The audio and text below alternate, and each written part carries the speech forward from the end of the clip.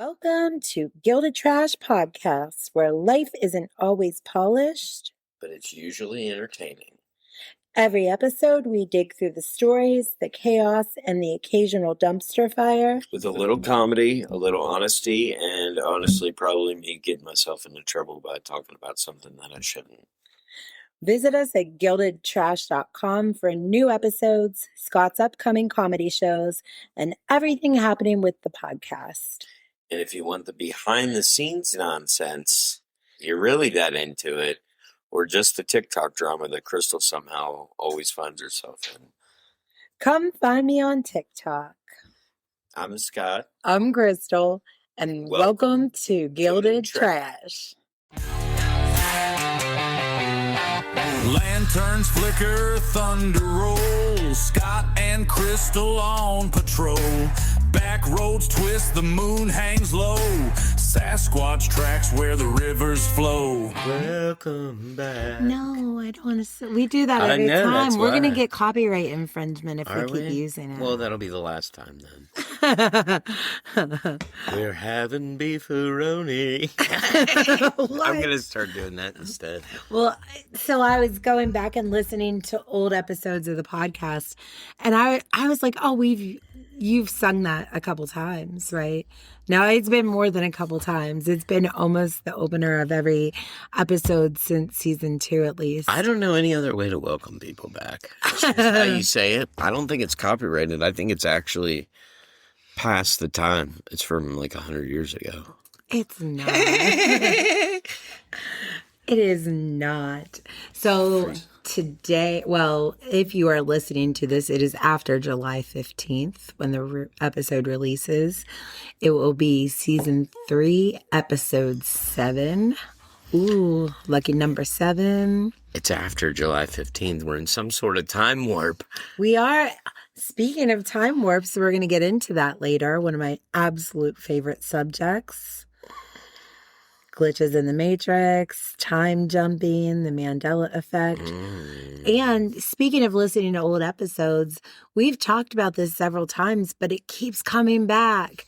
It keeps coming back around like all great conspiracies do. They do. That's the way it should be. Every time something happens, bam, people bring it back into the circle. But I have more information now. More information.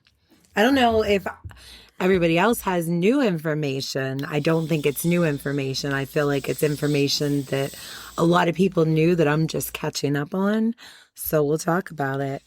What else happened in the last couple of weeks, though? I think the biggest thing is that Lindsey Graham died. Yes. R.I.P. Lindsey Graham. And that is sadness that I will no longer get to. He was the first of the old white parted hair men to die this week. Sam Neill also died. It's not looking good for guys that are 60 to 70 something with parted hair. My brain's scanning the population like who's left? I think Tom Ridge is going next. Stop it. No, I don't know any people. I don't know who else has parted hair like that. They both had it. It's like the same haircut. John Voight, but I think he's losing his hair. He's way older. Voight's fine. Voight's fine. He's not in age range. Just driving around in John Voight's car. Oh, God. That's hilarious. That's a good episode.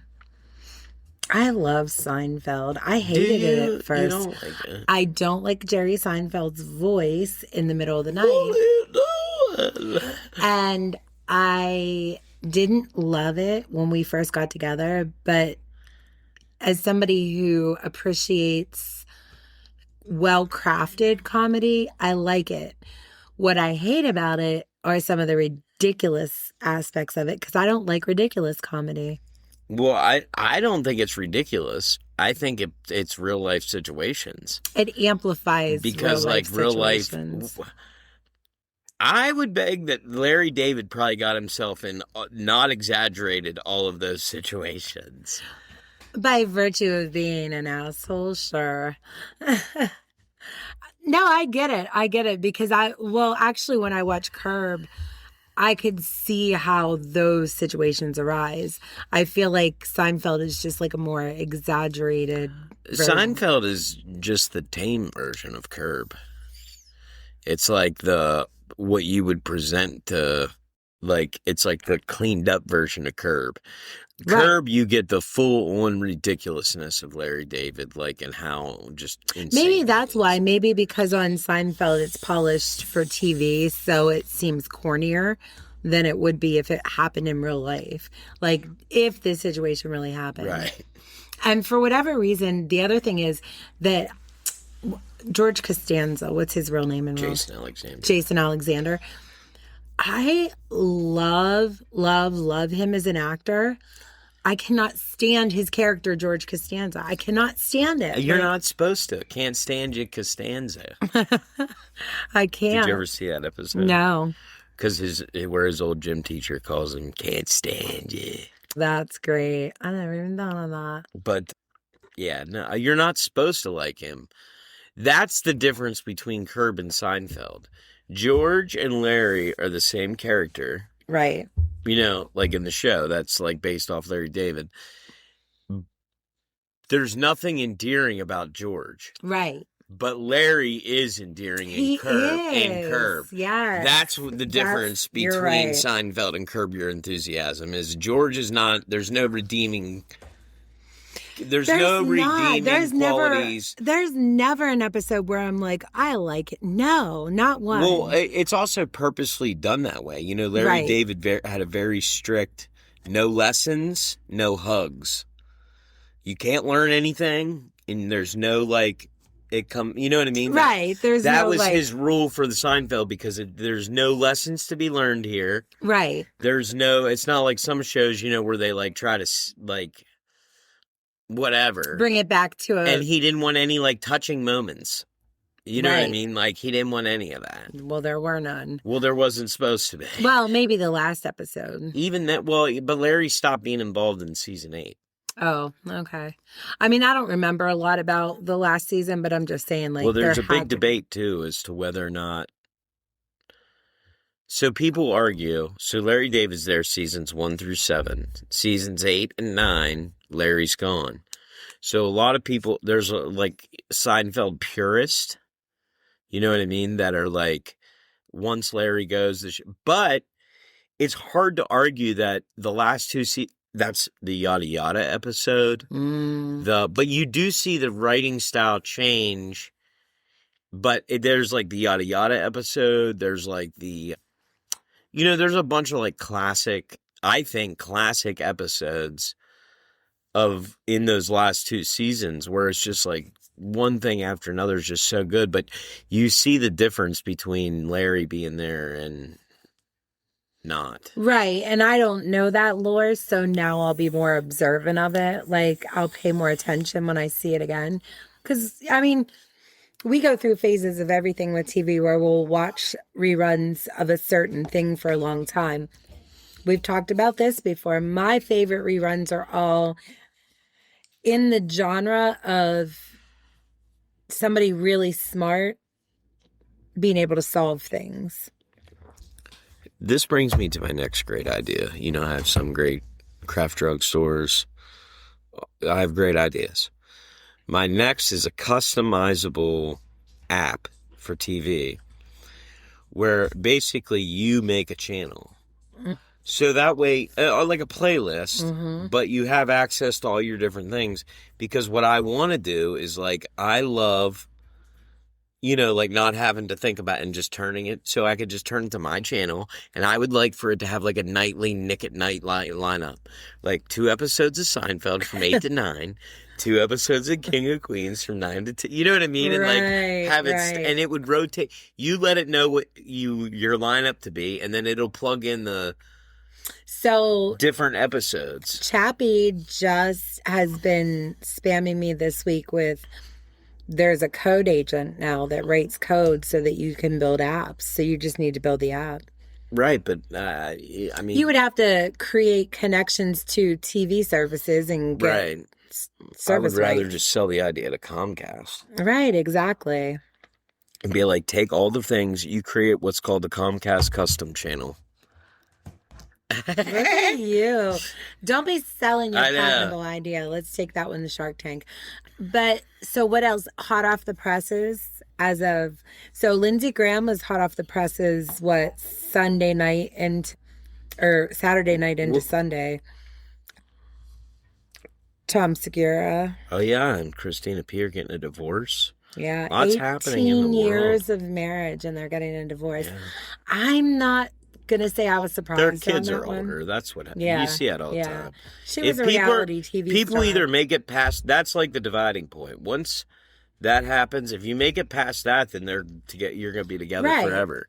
Well, It's but once you get to that point, like that's a point that people are like, okay, here's a place we can take a clean break if we need to. Christina was a reality TV star. Like she was on Road Rules or whatever. She was on reality TV. She was wild. She came up with Theo Vaughn, right? But comedy wise, like Tom surpassed her in comedy. Do you see what I'm saying? Like it doesn't feel like it felt like they had a creative partnership and spawned a few kids that are going to be little assholes, by the way, in the middle of all that. I don't think they will be. If we've talked about this before too, this is going to be the episode Deja Vu. That's what I'm calling it. Yin's got deja vu. Right, because it sounds like you're speaking yin something deja vu. Yin something deja vu. well, because I don't know how they actually interact with their kids, but if how they say they interact with their kids is any reflection of how they really do, it's their kids are entitled. Well, I mean, I'm sure they are. Most people that have money, their kids are. Mm. But regardless of any of that. So, now you're good. One of the hot topics this week is legalization. Of what? Marijuana. Oh, okay. Recreational use in Pennsylvania specifically, for whatever reason. I think there's a lot of different factors, but one of them is like there was a Bedford instance of a... Right, with the whole smoke shop. It all comes from this whole like hemp-derived products, this whole like skirting of the existing farm bill, which is going to change this year, but regardless of any of that. So that's all going to come into play. But again, I think that's why the push for it now, plus you're getting into like election cycles and stuff. So. Oh, right. But I don't think it's actually going to be on the ballot for whatever's going on. Right. I don't think that we're ever going to do it ballot-wise. You know what I mean? Where you would just vote like a referendum. Right. It'll be like it'll be legislated. And it's exhausting. Yeah, that's the pain in the ass. Because so there different forums on the Book of Faces has been asking around about it, right? And I saw some really compelling arguments and then I saw some like weird things. So one of the arguments against was that it slows people's thought process down. That was just the sentence. That was it. He was like, no, because it slows your thinking down. So does alcohol. Right. I mean, you know my opinion. I think all drugs should be legal. But and then not because it's like when people want to go do them. I just think that's the best way to... you know what I mean? We create these huge underground markets. And that's part of the problem with the whole weed thing is because of the weird direction from the federal government and states over the last 15 to 20 years since we started to see laws. It's all out of sync right now. And it's not, there's no alignment and there's no, you know what I mean? It's just it's a mishmash of different things. And it's like, and that goes, like I said, not just at a state level, but the federal level. So it's like, it's created these gray markets. Right. So it needs to be addressed. I mean, that's the bottom line. Right. It does. But when it's addressing that specific concern, I'm like, so I would have 3 patents by now instead of just 1. I mean, where does it hurt? Yeah, I don't know. I don't know. So an argument for that I saw, which I never really thought from this aspect. Shout out to my cousin Rob, because he's the one that pointed this one out. He was like, have you ever worked on a construction site with somebody who's hungover from alcohol? Right. They're a liability and they're a bitch, right? I mean, yeah, in any field. In any field. Right. Somebody who's hungover from alcohol, which is legal to some degree, is definitely more of a liability. Alcohol hangover is a liability, right, depending on what business you're in, right? The argument there would be everything in balance, right? So don't drink too much alcohol and then you wouldn't get... Right, but I mean, that's in an ideal world. We don't write laws for an ideal world. Right, exactly. So, right. So then the liability of something... First of all, I'm not going to argue with the people who say you do get a hangover. Right. We're not here to talk about the effects or anything like that. Whatever. Right. It's neither here nor there. Right. So then I thought about it from another angle, and I was like, okay, so there is an avenue in Pennsylvania, which is medical marijuana, right? Mm-hmm. But if I go to my doctor and tell my doctor that I have PTSD and we work it out and my doctor agrees that I have PTSD, that forever stays between me and my doctor, and it does not become a mark on my resume, my background checks, my ability to whatever, right? Right. If I get a medical marijuana card because I have PTSD, I am now in a government system where I cannot own a firearm. Is that true? Mm-hmm. Because I think there was a lot of debunking around that. There was debunking around it, but there are also rules that still come into play where you could theoretically be flagged. Okay. That align with the federal level, but not the state level. So again, out of sync right between state and federal, but it right. could get you into hot water, right? So for me, being the sovereign citizen, no, I'm joking. I don't want my name on a registry for having PTSD. Well, right. first of all, I don't have that. Right. Right. But let's say, for example, is anxiety, which I do have, right? It's situational anxiety. That's nobody else's business because I work through it in the time usually, right? I'm not a danger to other people. So in that case, now Pennsylvania is requiring you to be registered for something where most every other surrounding state is just treating it like going to the store to buy a 6-pack. Well, yeah, for sure with recreational, but even then you're giving your ID, it's going into a system. All those things still happen. It's just, it really boils down to Big Brother and government overreach and, you know what I mean, surveillance state. But so then I was like thinking about, okay, well, so here's your 4 options, right? No matter where you live. But in Pennsylvania, it's a little more feasible, right?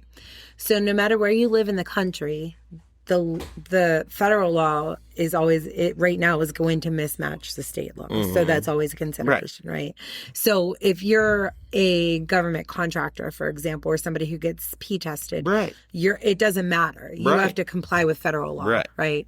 So then in the state that you live, if there's not recreational, you can get medical, which is pain in the right, if they have it, which is pain in the ass. And now you're like going through all this paperwork and hassle. You could become a caregiver for somebody who gets medical, which is easier, but then you're dipping into their thresholds. Like there's thresholds, they're not allowed to get more than a certain amount. In some states. Right. And then really, you're technically not allowed to be the one using it, so you're still breaking a rule. Right. Oh, absolutely. Or you could go to one of the border states and buy it, but then you're risking transportation of it, right? But you're spending your money elsewhere in that case, which is what most people do. If you're in southern Pennsylvania, you're running to Maryland. If you're in western Pennsylvania, you're running to Ohio. Right. The only place you can't run to is West Virginia. So at the end of the day, regardless of whether I agree with anybody doing any illegal, air quote, or legal with restrictions, substance in excess, It's how we got legalized gambling in all these states. why is Pennsylvania dragging their ass on this? It's the same. It's the same as when they legalized gambling. New Jersey had it in place forever, and then it fell one by one by one, much in the same fashion, and it probably very close to the same lines as to who had. But because it's the same thing, it's about where's your tax revenue going to go. Do you want it to continue to go to other states, or do you want to keep it here in Pennsylvania? Exactly. That's the bottom line. That's the bottom line. And I think that's the answer. And that's the bottom line. Because I said so. And that's the way the cookie crumbles. And that's the way the cookie crumbles. That's all I wanted to say on that subject. We can move on to the next subject then. You want a spot at the competition? Oh, yeah. So you'll be able to see me December 11th at the Shippensburg Parks Casino. To all my listeners out that way, Parks Casino, December 11th. There'll be more information to come. Right. And then the following night, I'll be out near Philadelphia, Glenside. But that doesn't even matter. The important one is Parks Casino, December 11th. Opening for headliner Mark Riccadonna. And that will be a great, great. Hell yes. That's gonna be it's gonna be such a fun time. But yeah, no, I mean, home turf, man. It's gonna be yeah, cool. that's what I'm excited about. A casino at my home turf.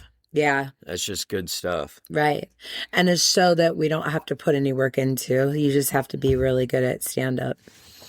Right. I just gotta stand up and do my thing. That's my favorite. Yeah, I'm real excited for you. That's the best. Yeah, I mean, I couldn't be happier. I mean, a casino in Shippensburg. It's like you said, it's like a home turf. It's like, yes. Although you don't want too many people there that you know. That's what they say, because then it's weird. Then you're just doing comedy at like a family reunion.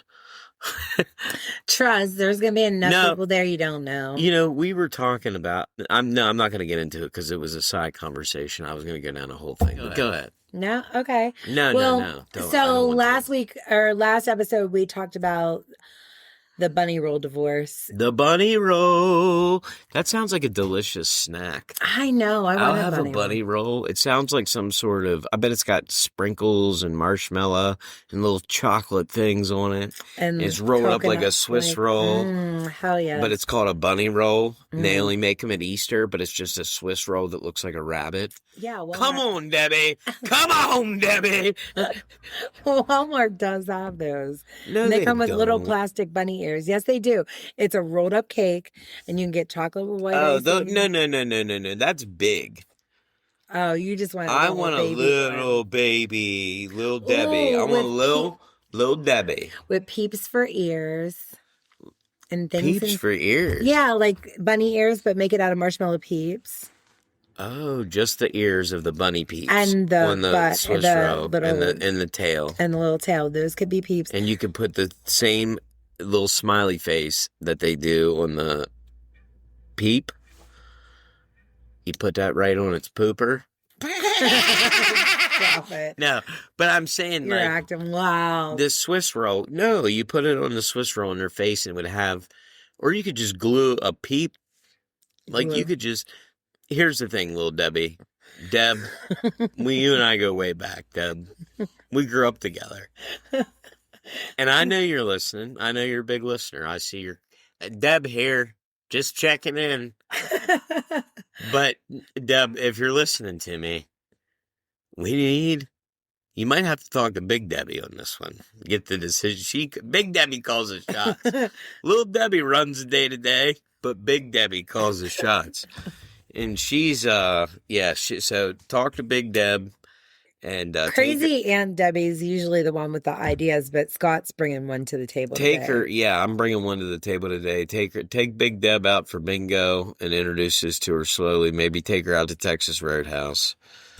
Every woman named Deb loves Texas Roadhouse. Get me some of them rolls, Scotty. honey butter. Anyways, Debbie. So we have a wild, crazy whiteboard of strings that may or may not connect. They kind of do. And I'll just preface this by saying that while we indulge in conspiracy theories, we're not stupid.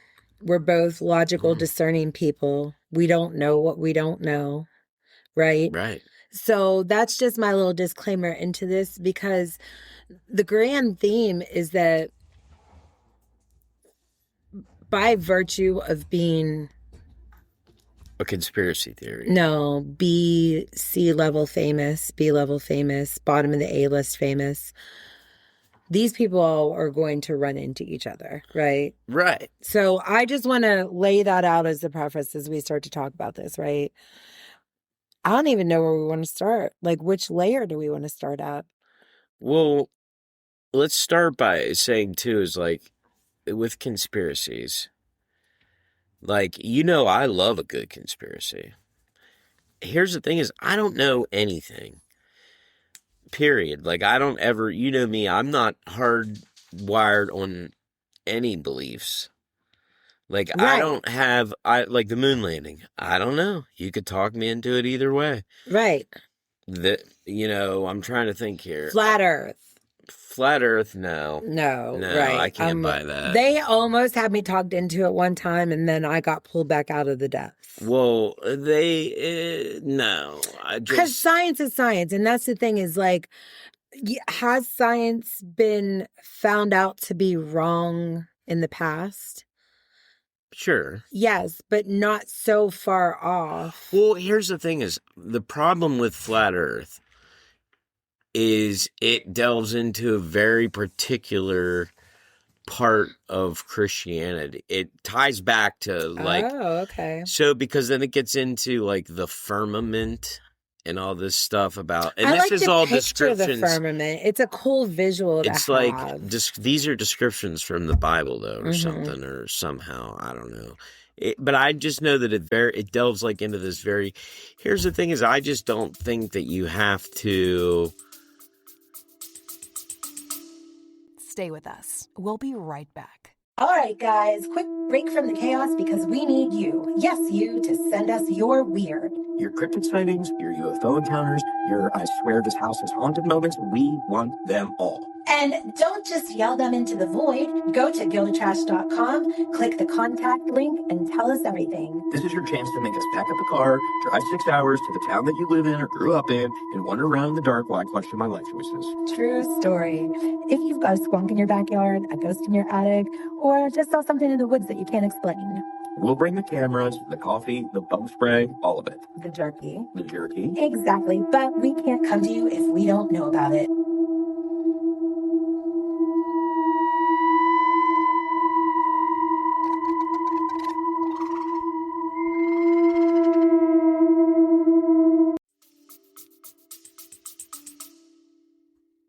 You can still prescribe to a higher, subscribe to a higher power. I don't think that you can. I don't think that being a Christian like disqualifies you from being a scientist, because there's plenty of scientists, in particular Dr. Francis Collins, who is the guy, the human genome guy. We talked about him before. Yeah. Like, he lays it out. You know what I mean? Like, you don't have to discredit science. The only way that it doesn't, like, reconcile is if you believe in a literal interpretation of the Bible. Right. Which I don't know why anyone would. Right, because, like, so just, and let's say there's a middle ground somewhere, right? What do you mean? Between what? The Bible and the higher power. Like, some omnipotent whatever it is, because we're going to get to that. Okay. Like, for me, I believe that there is something that's greater.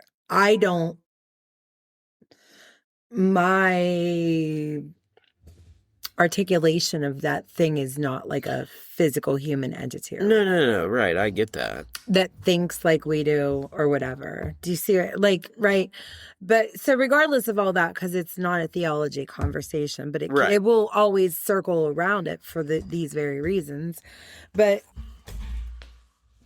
if I'm an author in biblical times, I don't have enough science to know whether the earth, like, I'm not even thinking in those terms. I'm not, right, yeah, no, I'm not going to get into the arguments of why people, like, but the greater point of just that, like, you don't have, if you believe, just because you believe in the Bible doesn't mean that you have to disagree with science. That's it. But absolutely. And the thing, so, like I said, once you just can, then you can reconcile all of it. It doesn't matter. But back to the flat earth thing, like, that's the thing with these conspiracy theories. Like, I'm all willing to buy, you can sell me on moon landings, JFK, RFK, Charlie Kirk, this and that, anything and everything under the sun. If it involves the government covering something up, somebody with money hiding something, doing nefarious things. Yes. I'm all in, yes, 100%. Yes. Like, I'm all in on stuff like that. But when it's like the flat earth thing to me, or like somebody in our life doesn't believe in nuclear weapons. What? Like, it's like, and it's one of those things that it's like certain things I just can't get on board with. It's like too far out there for me. Like, doesn't believe that nuclear weapons exist. Yeah. Oh.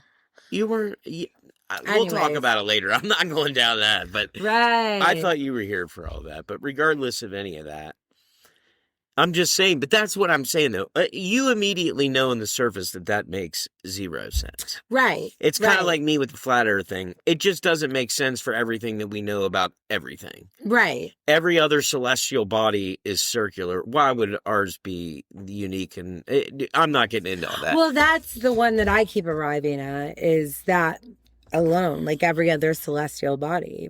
Right. Like, but according to these people, a lot of that isn't even like real either. It's like, yeah, but you know what I'm saying? Like, right. It just, that's what I'm saying. Things that on the surface can appear to be, like, you talk to a flat earther for 5 minutes, they make some great points. You talk to them for a half hour, you're like, this guy's full of shit. Right. But so I'm saying on the surface, it appears like there is some credibility to it. But then the further, it's all smoke and mirrors. But that's a really, really good point that we're going to arrive at several times in this episode, I believe, is exactly what you just said. 5 minutes of anything is plausible. Right. 5 minutes of anything, and I'm like, oh, yeah. Any documentary that we watch, they immediately have me from their vantage point. I mean, not everything, but you know what I mean? Right. Like, if it's just a bullshit story, like about whatever, I'm immediately on your side because you've already sold me in 5 minutes. It's once we start to get further into the case of your innocence or whatever. Right. As you start to peel back those layers, to me, if it can hold up to that longer scrutiny, then you have something.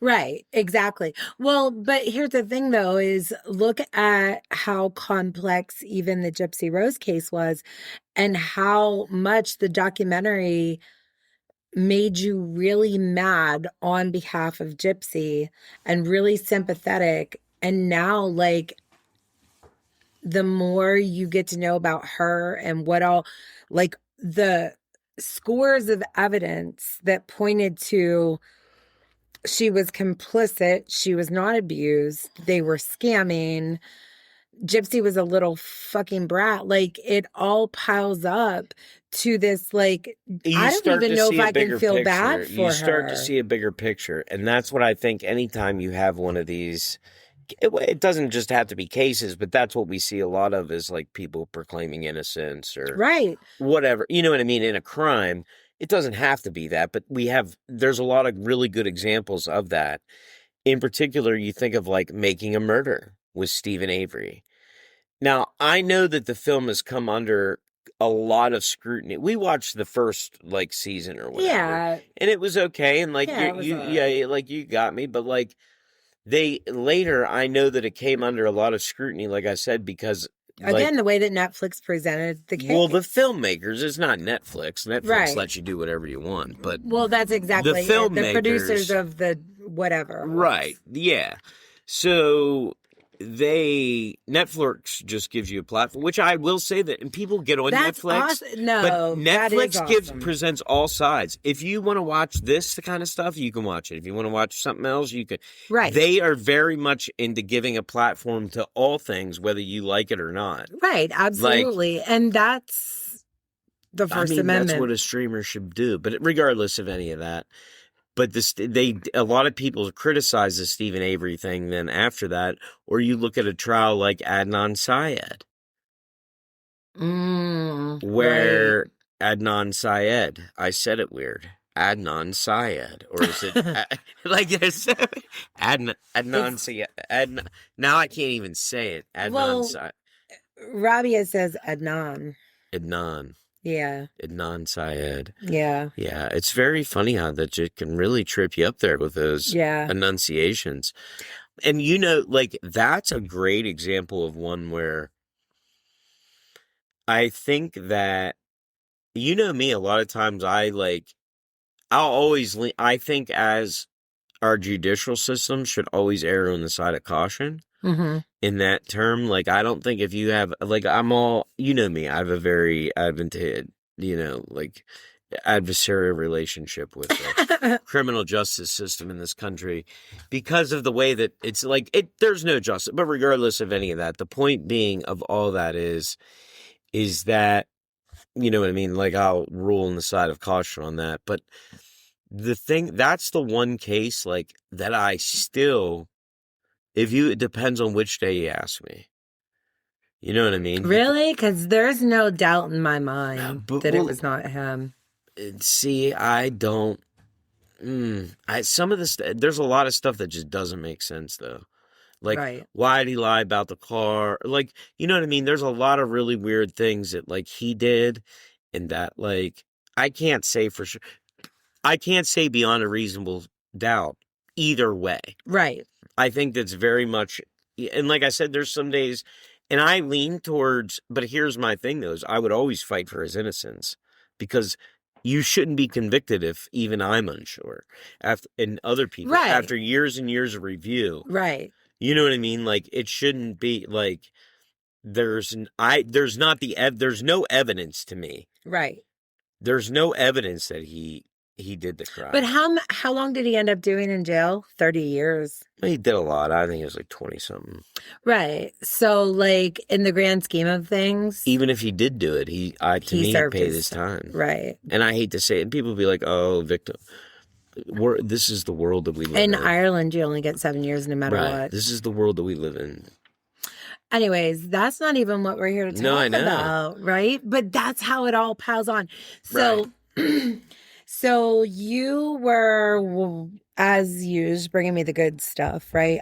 You brought me all the good stuff this week.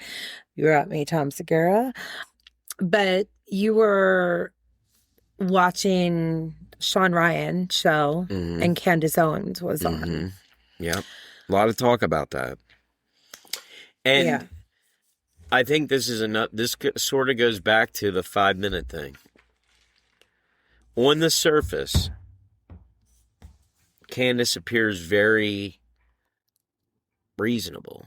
Right. I mean, like, on this show, not usually. Usually, to me, she comes off a little wild, but...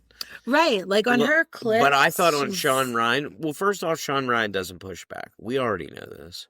Right. On anybody. I'm not saying not just her. Well, speaking, it's another example of Netflix. He's giving lots of people that I'm not sure should even have a voice, a platform, a long platform, but he also doesn't really dig and challenge or be like, really? But I also have no problem with it. I say, I think that we need to hear all of it. Well, that's the thing, is that I want somebody to be comfortable enough to keep talking.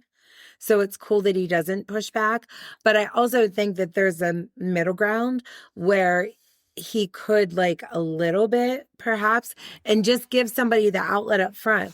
I think the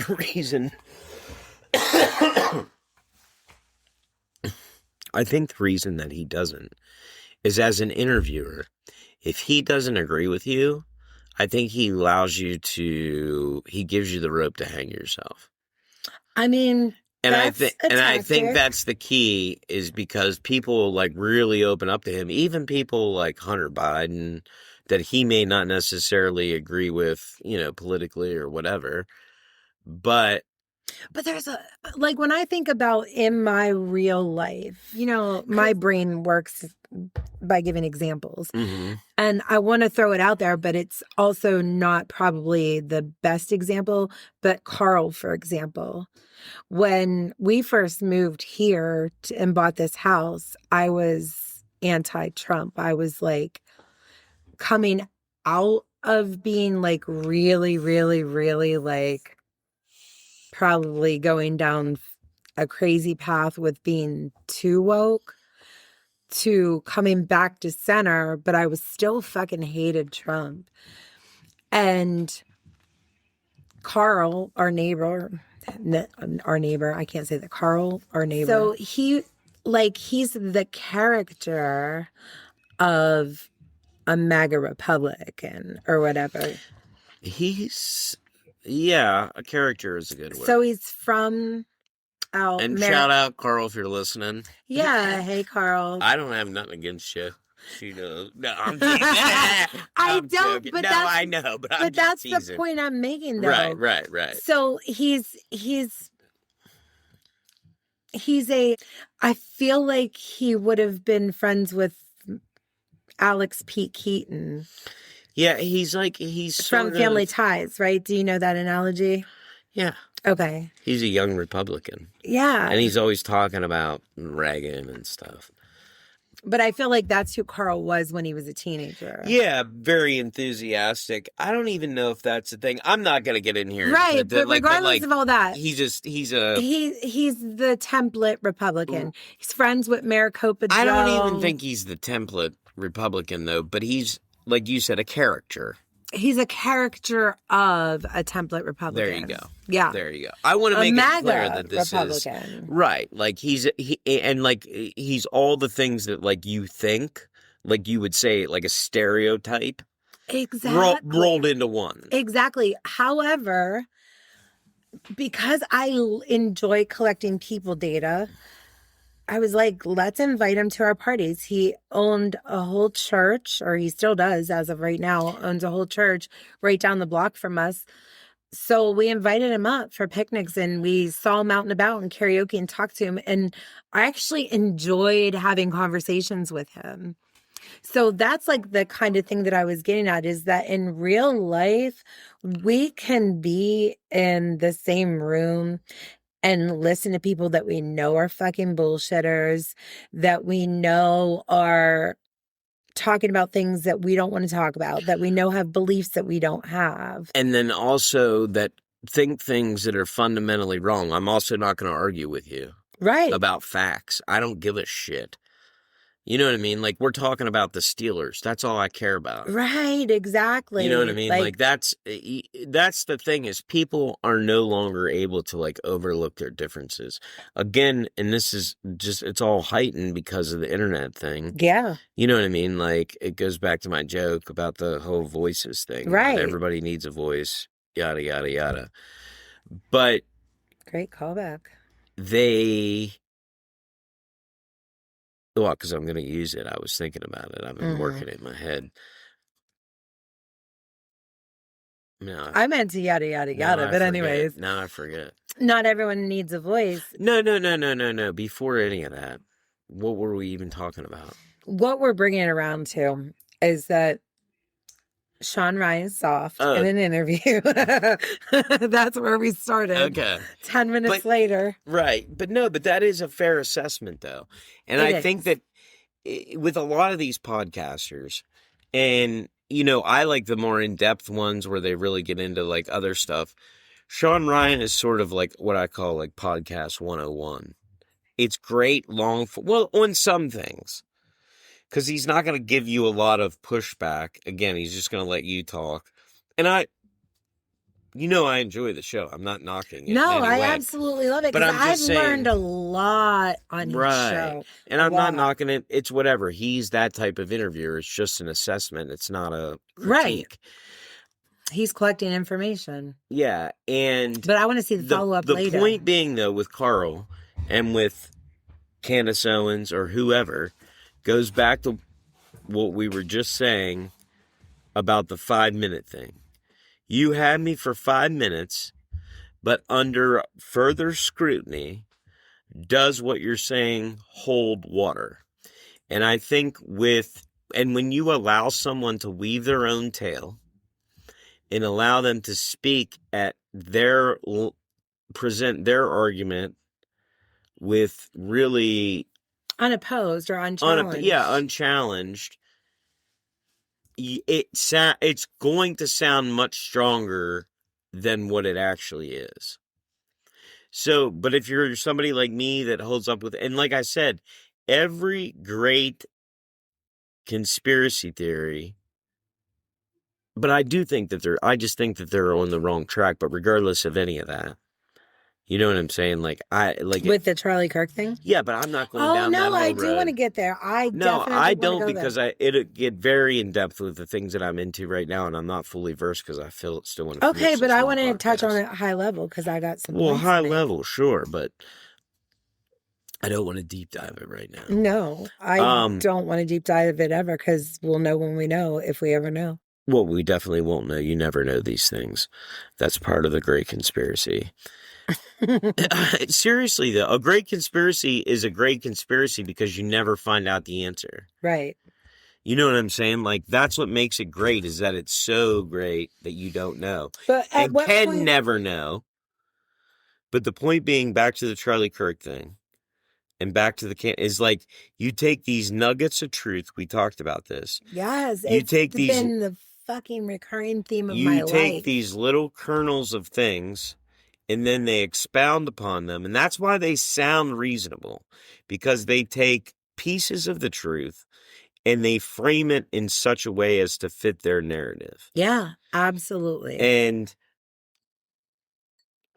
I think that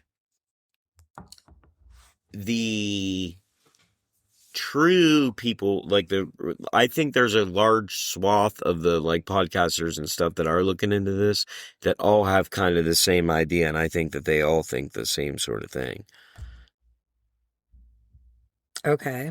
I'm saying that they think, you know what I mean? They're able to, she's an example of someone that takes it to the extreme. I'm saying there's a much different subsect of podcasters that if you want to get what I feel to be the true information, that you can go out and seek that from them. Right. I'm saying there's a number of people that are doing good work. There you go. They just don't have the platform that Candace Owens has. You're absolutely right.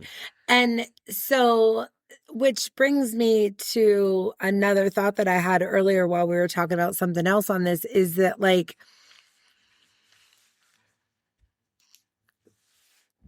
who do you trust? That's just it, is I think that you have to, and I'm still trying to find this guy's name because I want to put it, because this guy, he's the one that's on the Andy Bustamante thing about Epstein. He's a super expert about it. Okay. But regardless. Well, let's wrap this segment up and then we'll take a pause and. Okay. But. You can find it. So focus. Yeah, I am. So, but what are we wrapping up here? The fact that but again, I think we were just talking about, on the surface, the 5-minute thing, Candace Owens, nuggets of truth, how conspiracy theory is woven with pieces of truth. That's what makes it able to be processed in a way that you're able to put it together. Right. In the conspiracy. Right. That's why it makes sense to a lot of people. And I hate that they're even so my direct friend circle is divided, but they're it's not even half and half. It's divided into it's burst into a brilliant starburst of different angles of a little bit of this and a little bit of that. And so we'll get into that when we come back from our break, but it's impacting. So I got very political in 2024, and that whole camp of people that I feel like, so I was in like a freshman class because we were the last kids coming on board right before the election. And there was like juniors and seniors in the political creator circle who were all like stars. And that team is starting to fall apart and go in different directions. And it feels weird. Like one is losing followers left and right and getting death wishes because he called Erica Kirk a bitch. But he also doesn't like Candace Owens. So it's not like he's buying into her conspiracies. He's just saying that Erica's a player. And it looks weird that she's out there all polished and happy-faced in the public eye right now. I'll say this. I'm fully against arguments of people not acting correct or right or whatever. I'm fully against this wholeheartedly. We talk about it at least once every 3 episodes. Right, because it's so people are, and I heard it on a podcast today, why is like people are weird, man. They were talking about the text messages between Tyler Robinson and they're like, who talks like that? Well, and that's one of the things that people say. That's like a thing that people will say is like, who talks like that? Or why would they do that? And to the host point, people do weird shit. And people aren't always thinking correctly. Right. Like everybody's trying to pick apart Charlie Kirk saying Shabbat Shalom. Or everybody trying to pick apart the way that people acted after the shooting. Like people are like, say, why did they do this? Why? Because people do weird things sometimes, especially when there's things going. They're like, why didn't they call for this? Why? Because people don't react well in Trump. Go shoot somebody in the street and watch the chaos that ensues. Right. And then try to ask people questions about it 20 minutes later. But like, so I hate math, but I also love data and statistics.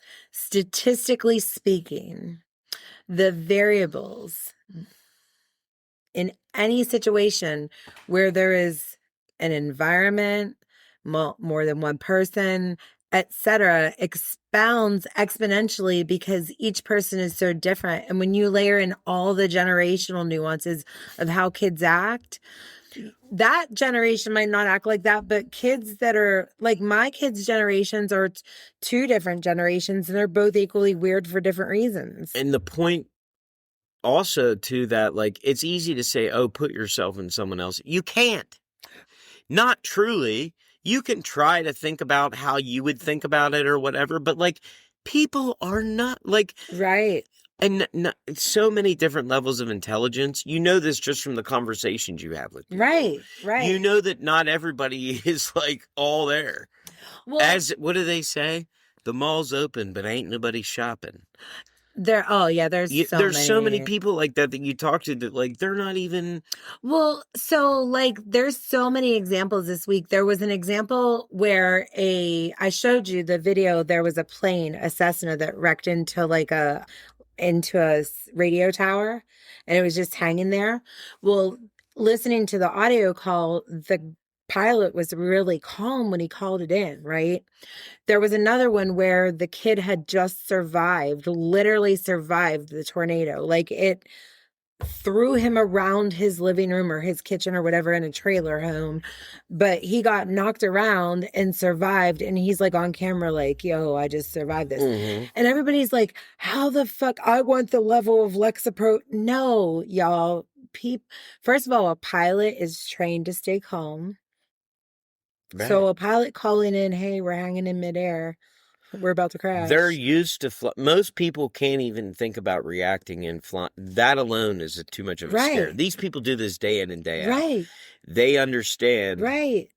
So until you actually can put yourself in that place and understand how that training is, or for example, the boy that got whipped around the room, like you're literally thankful you're alive, right? Right. So in that case, like, I don't know how, if I ever get in a situation where I'm near death and I'm thankful I'm alive, I'm probably going to be pretty fucking calm. There's whole TV shows, like the thing with Dan Aykroyd and all, or the episodes, the unexplained, of people where like the guy that got struck by lightning 9 times or whatever, like people, there's no explanation for things sometimes of why the human body or why a person is able to do things that defy logic and reasoning. There's just some things that happen that we can't explain. And that's why they're so mysterious. Or, you know what I mean? But what's interesting too is, we find out that the human body is an amazing thing too. Like not just the mind, but like physically. Another example, that little toddler that was found unresponsive. Yeah. Pronounced dead. And yet the morgue found him a couple hours Saved by the Bell. Yeah, like it's insane. Did you know that's where the term came from? No. Saved by the Bell. Oh, because they had the bell markers. Because there was so many. Here's the thing: is there actually wasn't the funny thing about this. This is a great thing a little statistic I love to throw out there is people think that Saved by the Bell, like I said, it means because what happens is that people would be buried alive, so if they would, happen to awake in their coffin, there's like a bell attached to the string. You could pull a bell and get. The thing is that there wasn't actually a huge thing. There wasn't a ton of examples of people being buried alive. What there was, though, was a widespread fear of being buried alive. Right. Because of a few examples. Right. So it wasn't like the data says that it wasn't happening like that. I mean, you know what I mean? Like it's that it wasn't happening like that, but fear sells. But people were so afraid of that at that particular time for a variety of reasons that they would put these things in to, you know what I mean? Fantastic. Let's pause there because I want to look something up real quickly. You can look your thing up. So I wanted to look it up real quick while we are on that topic. And like fearmongering has been around obviously since the dawn of time because it's used in religion, right? But it's also used, it was used in ancient war times. Oh my, yeah. It was used, putting heads on stakes was part of instilling fear. Well, first off, I want to say that I'm pro Vlad the Impaler. Right. I think I might be related to him, so. Well, he's a national hero in Romania. You know what I mean? Right. He was fighting the good Christian fight. It's more plausible that I'm related to Vlad the Impaler than it is I'm related to Rasputin, which my brother believes. But like, how crazy is that, though? But we'll do that on a different episode. I want to talk about ancient war and religion and all that on an episode. Yeah. We'll get into absolutely. That's fun. But fearmongering, you know a lot about that. But fearmongering itself. In modern times especially, it's been, once it became part of the political thing. I mean, it's always been part of the political thing. Right. That's stupid for me to even say something like that because it's always been used for political. It's always been used for control. Right. Whether that be through religious means, political means, social means. But when you were saying Saved by the Bell, I'm sure there was an element of financial means in there. Everybody needs to add $10 for their little death toll bill. Oh, yeah, for your little death bell. It's always been, people are always willing to If you get buried alive and you're poor, too bad, so sad. You're staying there. They had a poor bell, I think. They had different levels of bell. If you had big money, I think it was just like a doorbell. You pressed a button. It's like ding dong. And then if you were poor, though, I think is when you got the string. You're like, if you're alive, you gotta pull this string. So bringing it back to the Shawn Ryan show and Candace Owens. So a lot of what she says is plausible and makes you think, right? And I don't disagree with a lot of... Plausible on the surface. Plausible on the surface. it does cause you to ask questions, look deeper, right? Right. Here's where I start to diverge, right? Because multiple things can be true at the same time. Sure. Right now, the Tyler Robinson case is going on, and lots of people are like, yeah, he did it. Just based off of the trial alone, even if they were on the other side or on the fence, they're like, yeah, this dude did it, right? DNA evidence. How you talked about how he talked to his partner. Fucking kids are weird, man. They talk like that now. Well, here, let me just throw this out there, because this is where I will bite. I don't think that there's any doubt that he's involved. The question becomes, is there a puppeteer? Right. Is there are we looking at some kind of mind control thing? I know that sounds crazy, but the MK Ultra documents just came out recently, along with the UFO stuff. This has happened. Like MK, like all those programs before and after. Like, you don't think that they like just quit using some of these tactics? You don't think that they don't? You know what I mean? Like, and I can go down 100 things. Go watch the Conspiracy Show with Andy Bustamante, where they show how even hypnotism could pull off a political assassination. Right. So, you want to get into some old school conspiracy theories talking about Sirhan, RFK, the woman in the red dress, the multiple shots heard on the other recordings. Like, there's a lot of meat on that bone. You know what I mean? And that one I will buy. And the thing is like, we definitely know that our government has done some super shady, sneaky shit across the globe. And not just our government, other governments, as we're not the only game in town when it comes to spycraft. Right, right. You know what I'm saying? Like, it's, you know what I mean? Like, it's been a big thing for a long time. Everybody's been always trying to, and so all this is going on. And so those are the kind of questions I think need asked. You know what I mean? Not so much, was he involved? Obviously he was. Right. Obviously he did it. Like, so I think that then the greater question then becomes, like I said, who's the puppeteer if he's not like brainwashed per se? You know what I mean? Who had motive? Like, who was his handler? Right. A lot of people speculate that it was his roommate, but I'm not going to get into all that. I don't know. But, like, that's one of the ways that these organizations operate. And Candace Owens goes down this whole thing with, like, you know, like the Jews and stuff. But I don't think it necessarily has to be related to any sort. You know what I mean? There's so many government. It could have been whoever. It could have been some rogue organization. Because I think that some of these groups are multinational. You know what I mean? Like, I don't know what the word. Political climate changers is so. Well, like just groups that influence things and do things and pull strings and move, you know, things around. They say it all the time. Why does the government, like the CIA and stuff, get caught up like in these like drug scandals and stuff like this, or like arms smuggling? Right. Because all this shadowy secrecy operates in this underbelly of the world, that those people are the ones that navigate it. Right. The spies are all using the same techniques and stuff that like the criminals use. Right. That's exactly it. And then it becomes a question of who's the criminal. Who is the criminal? Who is the criminal? You know what I mean? So, but regardless of any of that, like, that's how you could sell me on the Tyler Robinson thing being, you know, I'm willing to go there. Right. Like, well, and again, then it brings it around to who has motive, right? And that's where Candace leans into TPUSA and Erica herself.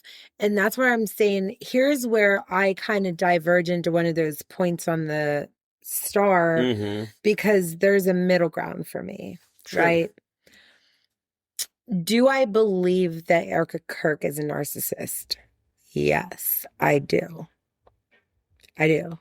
So in that case, do I believe that she knowingly got into a relationship with Charlie Kirk, knowing that he's a volatile human being? So either way, it works out for her. He lives, he continues to plug ahead with this legacy. They're making hundreds of millions of dollars a year. He dies, she gets to take charge, which she's a take charge kind of girl. And so either way, she gets what she wants. My counterpoint to that, though, and we went over this the other day, what is TPUSA without Charlie Kirk? You know what I'm saying? I think we have yet to find out. Well, no, I would agree with that, but like how big is their political dick swing Right. going to continue to be as big as it was? Right. And so, and then there's a lot of other factors into that. So it's a great question because Trump has a low approval rating, even among his own constituents right now. Right. It's like 30-some%. Yeah, nobody wants the war. Everybody hates it. Yeah, yeah. So in that case, the next obvious candidate for the next election cycle is J.D. Vance, right? There's a lot of people that don't like him just by virtue of him associating or affiliating with Trump, period. And there's a large swath of people that just don't like him because he's a weird little dude. He's not little, but I'm just saying. Right. Like, I like him. I think he interviews well. I think he looks weird when he's trolling. He says some weird things. That's all. That's what I'm saying. He does, definitely. It's like, but he's smart. No, I don't disagree with any of those statements, and I'm not like I don't dislike. I'm 50-50 on him. Like, right. If there was a better, here's the thing: is if an independent candidate ever emerges, to me, he's like every other vice president we ever had. They're vice presidents because they're not good enough to like act as the regular guy. Right. And how many times is that true? 90% of the time, right? Right. Not forgetting, and I'm not talking like back in the day when it was like your vice president was like John Adams. I'm not talking about that. I'm talking about it stopped being okay when senior. But I'm saying, well, no, I'm talking it's for the last 120 years at least, 130 years. And so, like, they're all the Al Gores of the world, the J.D. Vances, the Joe Bidens. The Joe Bidens. Joe Bidens. Yeah, and some of them have gone on to be president. Right. But who was the last great vice president? I mean, who was the last vice president that excelled at presidency? I'd have to go back through and think about it, but I'm just saying, if you go back through, it ain't looking good for vice presidents. Most of them, a lot of them have run for and lost, even after coming off being the vice president. Al Gore. Right. You know what I'm saying? So it's like, that's a whole other, so obviously people, that's what I'm saying. There's something about, there's a reason that they only end up because you get picked by a team of people to be the vice president. Right. Or one person. Right. You don't get, it's not like this is a public vote because they would never, but it's always somebody because it's what the vice presidency is. Right. It's basically more or less like an honorary position. I know that they have a role in the Senate and this and that. But I hear you. But what do they really do? I hear you. Which leads into my whole exact point, which is that somebody perhaps was trying to shake up the next election cycle. If Charlie Kirk were still around, J.D. Vance would have been a shoo-in. Because Charlie is able to rally the youth around something. Right, I see what you're saying. Here's the other thing, though, that I think people keep forgetting, too. Is, like, because in all these things, like, the most, and I hate to say this because I don't want it to come off the wrong way because I love the conspiracy angle, but the most likely scenario is that he was some crazy kid that in this crazy fucked up world we live in somehow got so radicalized that he decided to shoot somebody that he disagrees with. And as tragic as that is, Right. that's the sad reality in a lot of these situations. Absolutely. Is that it's something so simple. Right. But yet it's not, because you want to know what leads to things like that. All the things that we've talked about. Right. The age of misinformation, the age of the internet, the fear-mongering. The 5-minute sound bites that get you just the surface. And it is across the aisle. It doesn't matter. It's all the media companies. It's left, it's right, it's center. It's all bullshit. It's all bad for you. And the thing is you have to find people that try to get you the truth. Right. And... but I'm starting to question even those people. But not now. Like, if I go back in history and rewind to the 1950s or 60s, do you mean to tell me that even back then, politicians were influencing what hit the air? Oh, 100%. Oh, I don't disagree. So this whole, people talk about fascism. What fascism really is like this conjoined like effort of like the military industrial complex is what the fuck it is. Right. You know what I'm saying? Like, right. And we've lived in, I think the world has been under like this pseudo fascist regime of this, where they try to, it's so controlled. It's like this, it's the illusion of choice presented. So, but really you're just under their control.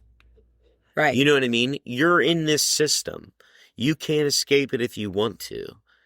And they have their eye on you and they know what you do. They know every move you make. It's the illusion of freedom. It is the illusion. They give you choices about, there's 39 different fucking subtoppings at Subway, yet we only get 2 choices for president. Right. They're telling, it's like the card trick. It's called a forced, pick. It's like when you're doing a card trick and you present somebody with like, you know what I mean? You force them to make, it's not a magic trick, but you're forcing them to make a choice that you want them to make. Right. You know what I'm saying? Like, and if I was watching, when we were watching Ocean's 8 the other night,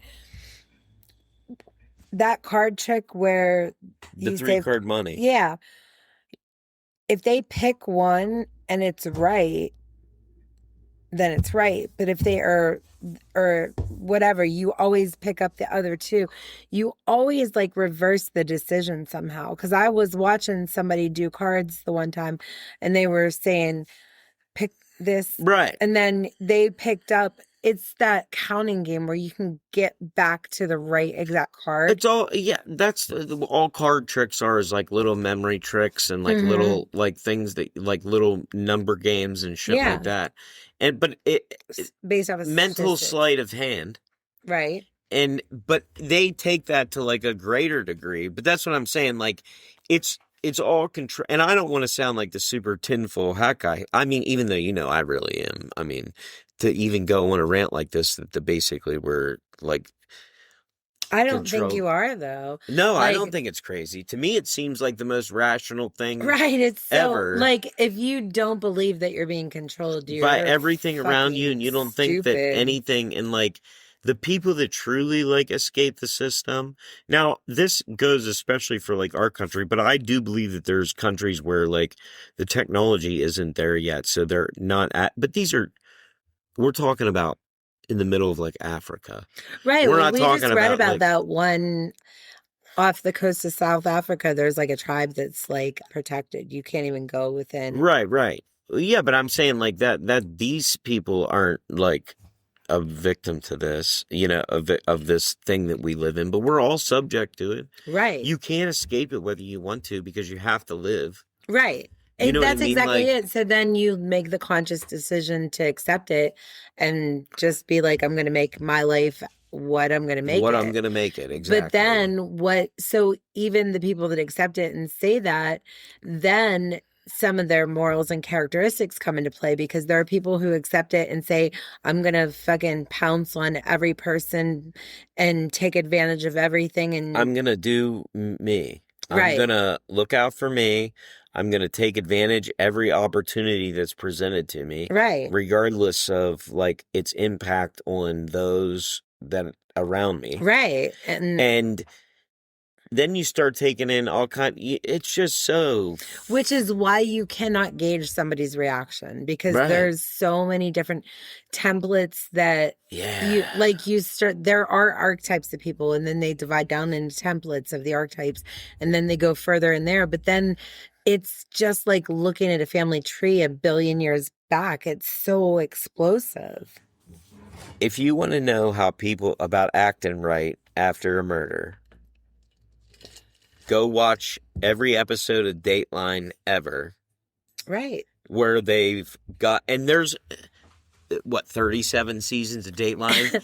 And I would venture to say that, like, 75% of it is somebody that they, like, start off thinking did it.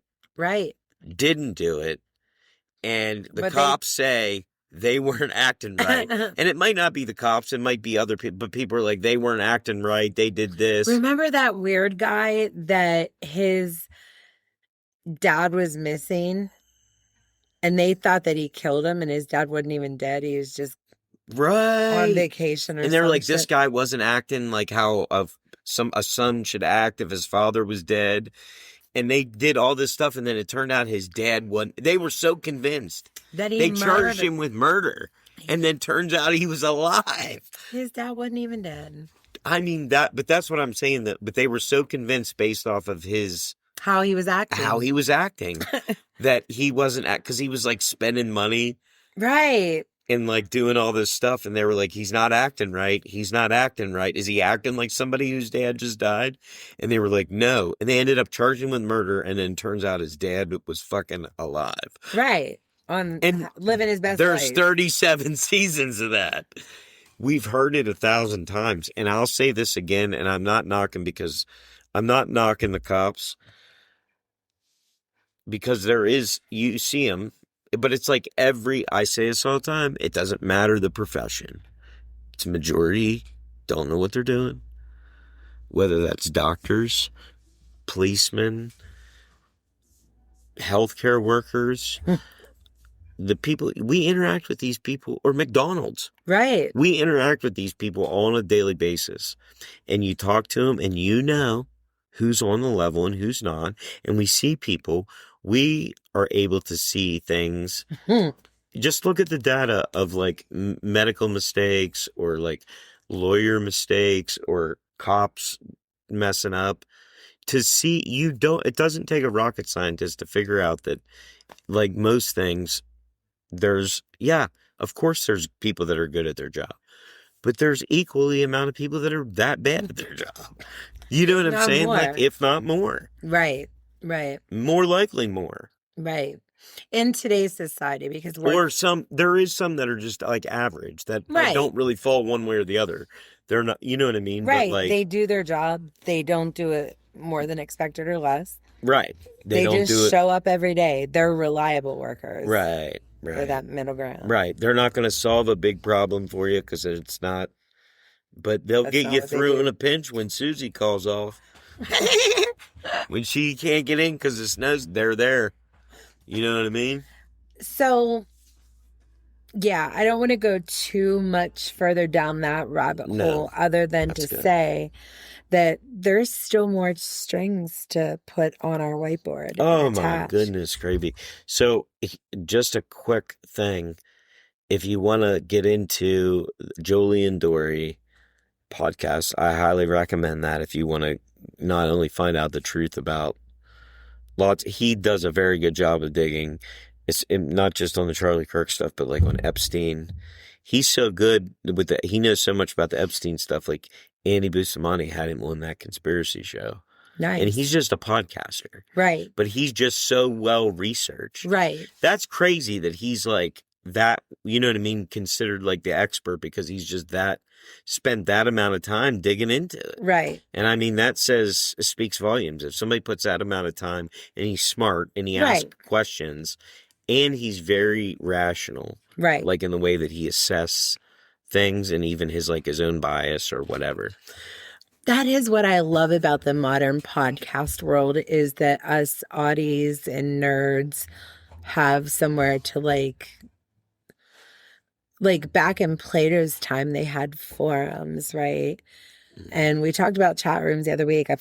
They were weird and creepy. It just felt like, but like this forum here feels cool. It feels like lots of nerds now have a voice that they didn't. Well, it's like you can just, whatever you want to listen to, you can listen to it ad nauseum. So back to my way earlier point about how maybe because they're all kind of semi-celebrity, some are celebrity, that their paths are going to cross anyways. But we talked about the bunny roll breakup. And we talked about how I saw Bunny in a different light now. Mm-hmm.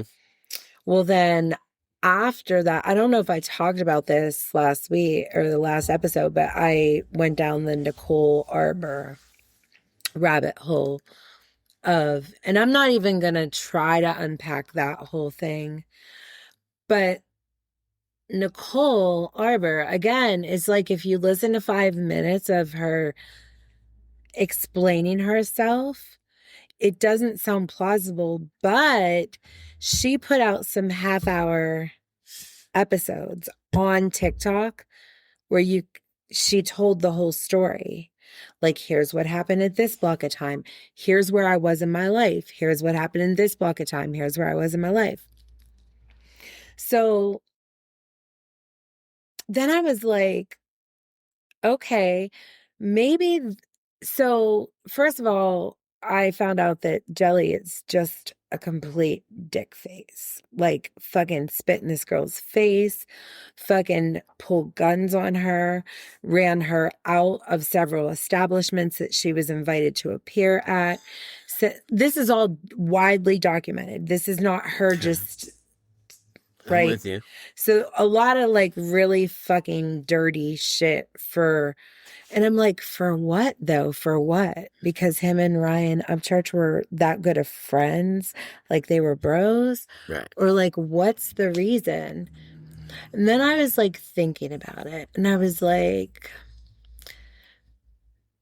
if my life had gone just a smidge differently, and my character wouldn't have developed into more of a better human being than I could have become. I'm attracted to the criminal lifestyle and things like that, right? And I had money before I knew what to really do with it. Would I have been able to influence you as somebody who loved me into doing some dirty shit to somebody for maybe no reason, just by being hyperbolic? Yeah. 100%.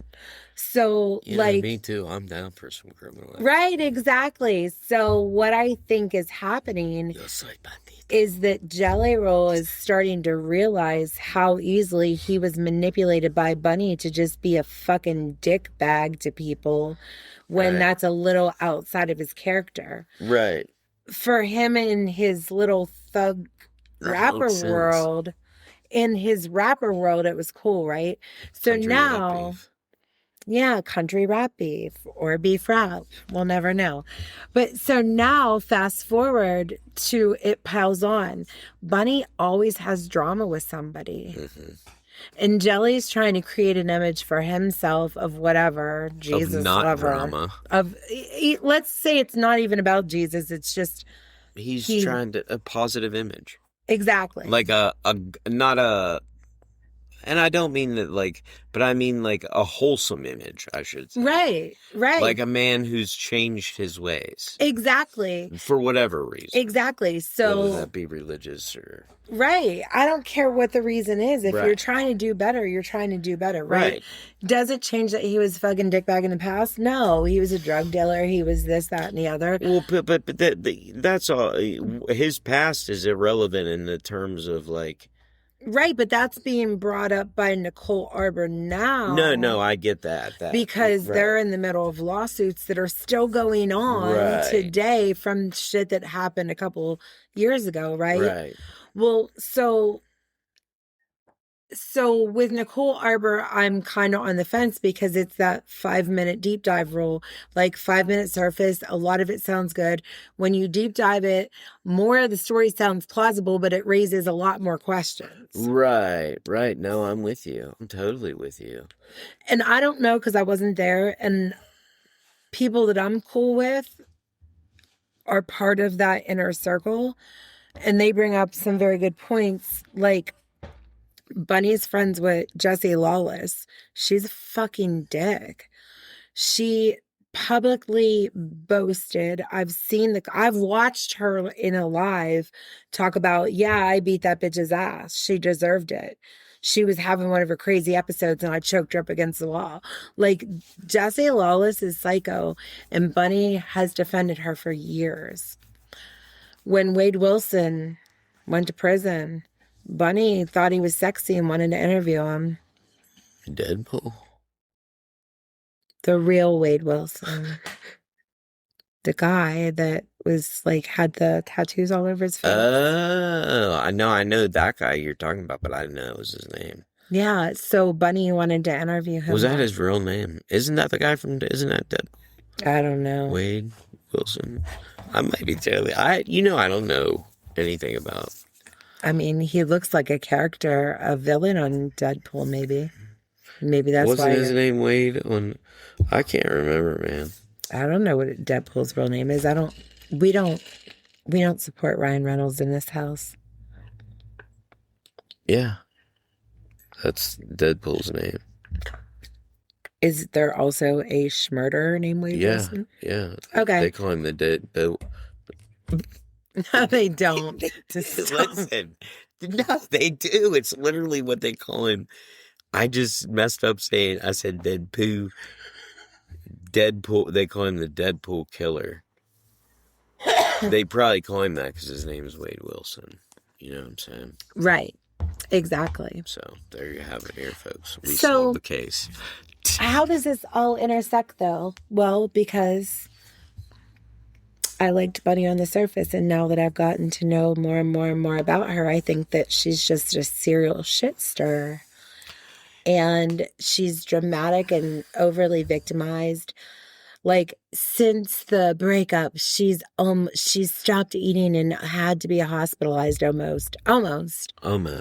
Enough to talk about it, though, but Right. almost. Just not enough to get there. I can't Not I can't. enough to actually get hospitalized, but just enough to talk about it. Just enough.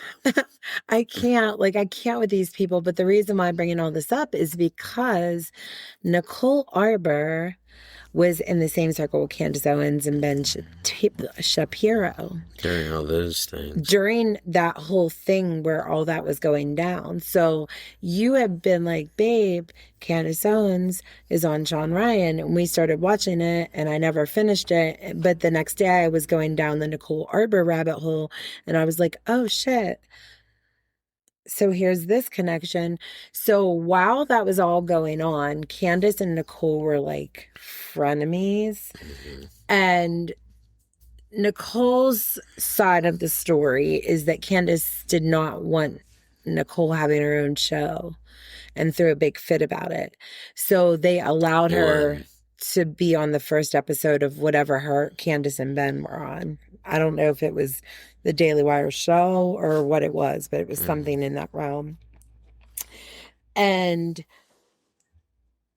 so Nicole disagreed with Candace about something on the show while they were airing. And it wasn't like live, it was like delayed live or whatever. And So Candace started digging into her and saying that she was making false accusations about being raped while they were recording this. So Nicole was like, I'm not responding to this. I'm just going to leave. And she wanted to leave. And they were like, something like, you have to make it. We need something. So you're going to have to storm out so we can air that. Well, then they never aired the whole piece of the thing. Like a waiver. So how this connects to Bunny, though, is because then there were things that Candace was repeating that, like verbatim, that Bunny said live on her after hours, like lives on YouTube or whatever, talking about Nicole and the whole situation and like defaming Nicole. And Nicole says that she has proof from somebody that Candace was paid like $10,000 by Bunny to do that. So that's the lengths that Bunny goes to like defame people, right? Whether or not that's true, other people have said that That's what they say.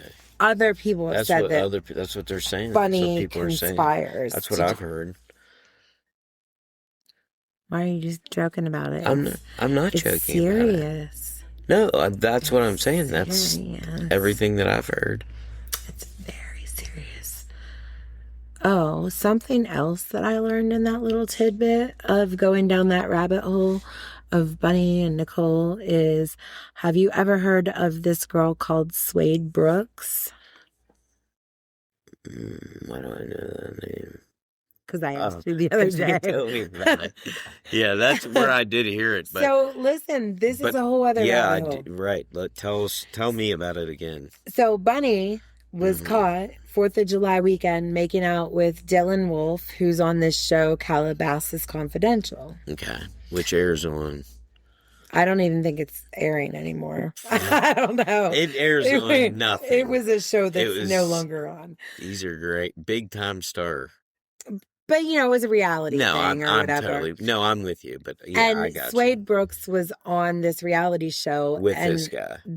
They were like, Suede, you're boring. And she's like, okay, well, then I'm just going to like flirt with Dylan on the show to like create a storyline. Okay. So, but it became like a beef because her friend Gemma on the show also liked him, maybe. I don't know. You know how reality shows go. I didn't deep dive that because it does not look like people that I want to watch for a reality show. Right. I mean, they're pretty and they're way younger, and that automatically they're like every other show. Sick. Like, name a reality show that isn't exactly. Like that. It's I'm with you. Anyway. So, long story short, there was like, so Suede and Dylan allegedly hooked up on the show, right? Well, Bunny was seen making out with him in July. June, she had Suede Brooks on her podcast talking about Dylan. And Bunny was like, really asked her, like, did you guys hook up?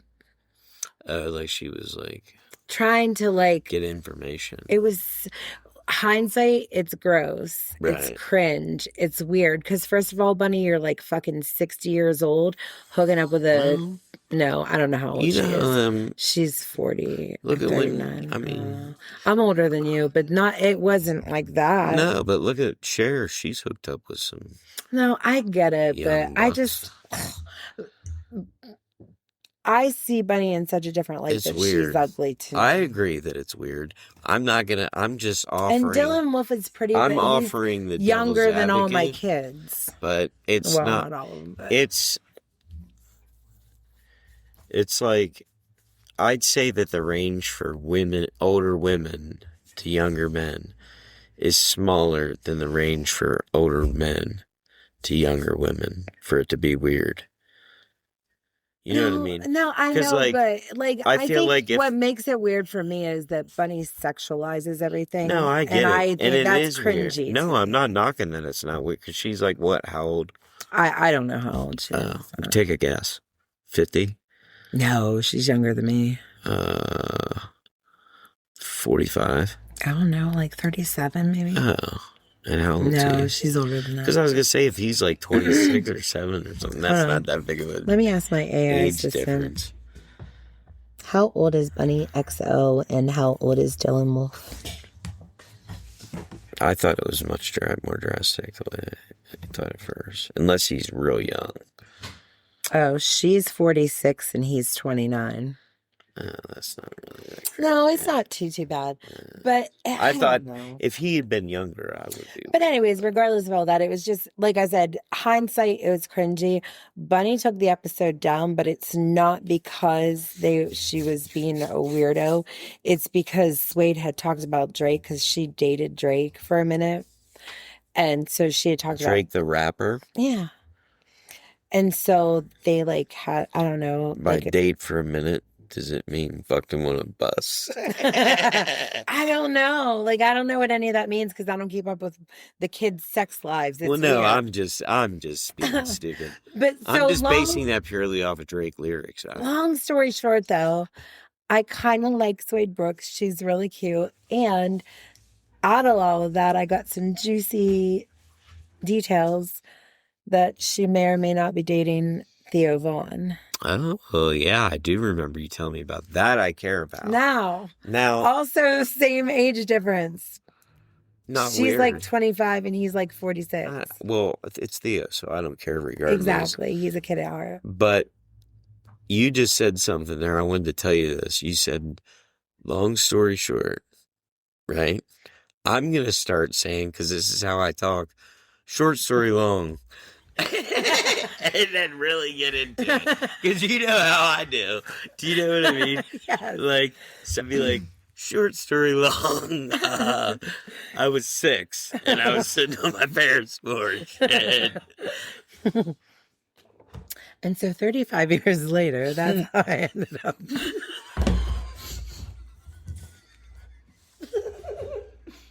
Stop it. It would be hilarious because now I'm just picturing like 2 hours later. It's like, and so what was I saying? Anyways, I just thought that was a cool little sidetrack down learning about that. It's not confirmed, but there's a lot of speculation that that's who she's talking about. And I don't know, she's cool. He's cool. He needs somebody. She needs somebody. What?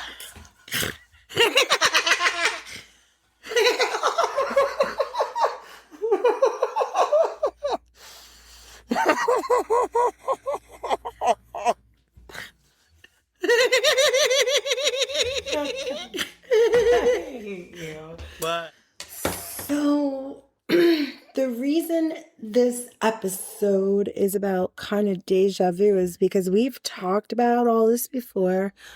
I've said the same exact thing at the beginning of this segment.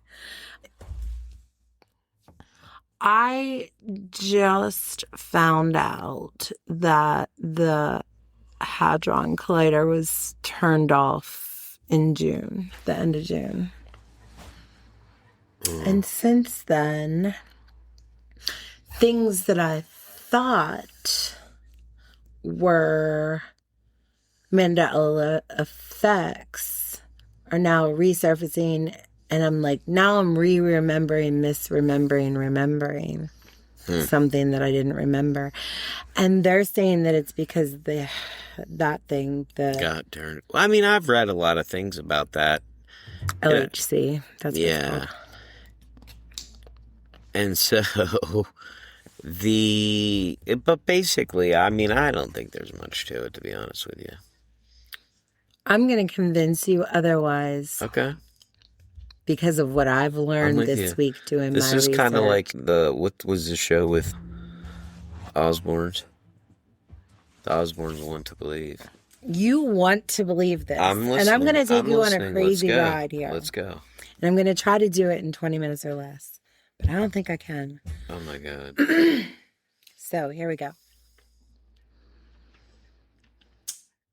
When did the Hadron Collider first start running? That's when this first set of Mandela effects started surfacing around town. And when did the Mandela effect come about? Well, So you are arriving to the same conclusion that I was like, if it didn't start until 2010, when did Mandela effects started surfacing? Well, they started surfacing sometime around the 90s. But the actual Mandela effects themselves don't go back very much earlier than the late 70s, early 80s. Well, I think that's just because those are like the things that are in the collective conscious of people that are alive on Earth now remember and talk about. Okay, that could be true, or or hear me out. Okay. So right around the same time as the earliest Mandela effect memory or whatever is when there was a lot of nuclear activity. Let's see. So the theory among some is that there was a nuclear event that kicked us into a different timeline. I'm guessing these aren't the same people that don't believe in nuclear weapons. No, they're not. They believe. So in that case, I was trying to reconcile that in my brain, and I was trying to think of it like programming, right? And not even assuming that we're sim, not even going that far an assumption, just saying that, assuming that the universe itself just operates on code at the most granular level, right? Speaking of the Shawn podcast, Yeah, I haven't listened to it yet, but I'm familiar with a little bit with the guy that's on there that talks about basically through like it's a whole thing. Just go watch it. It's about finding code like in the universe, basically. yeah, exactly. So, but anyway, I believe that because that's how I kind of think about everything is like in code. Well, they found it through like an Apple Vision thing on like DMT. A So it was like a laser refractive. Yeah, some kind of something and microscope or something. Yeah, something crazy. But so if I have if I have a program that's running and I want to lift and shift it. The old lift and shift. But it gets knocked. Like, so a lift and shift is gently placing something. But if some of the code gets dropped in the shift or something happens, then you've got to rebuild the code in that shift. Then the probability of altering something small is high. I see it every day in real life. What? Just something I was going to say.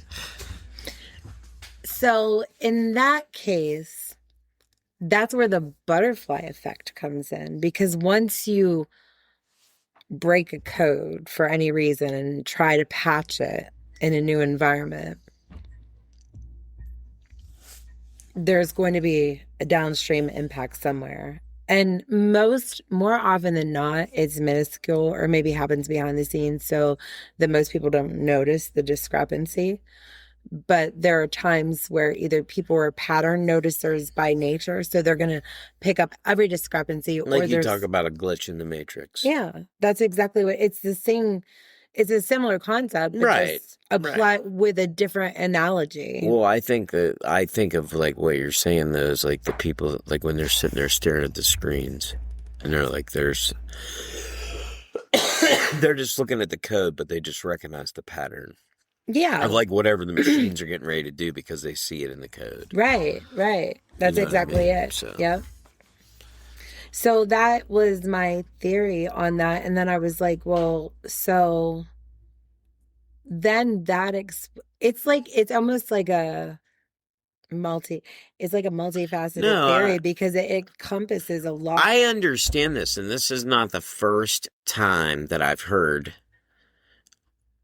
not this exact, thing, but very, very similar. You know what I mean?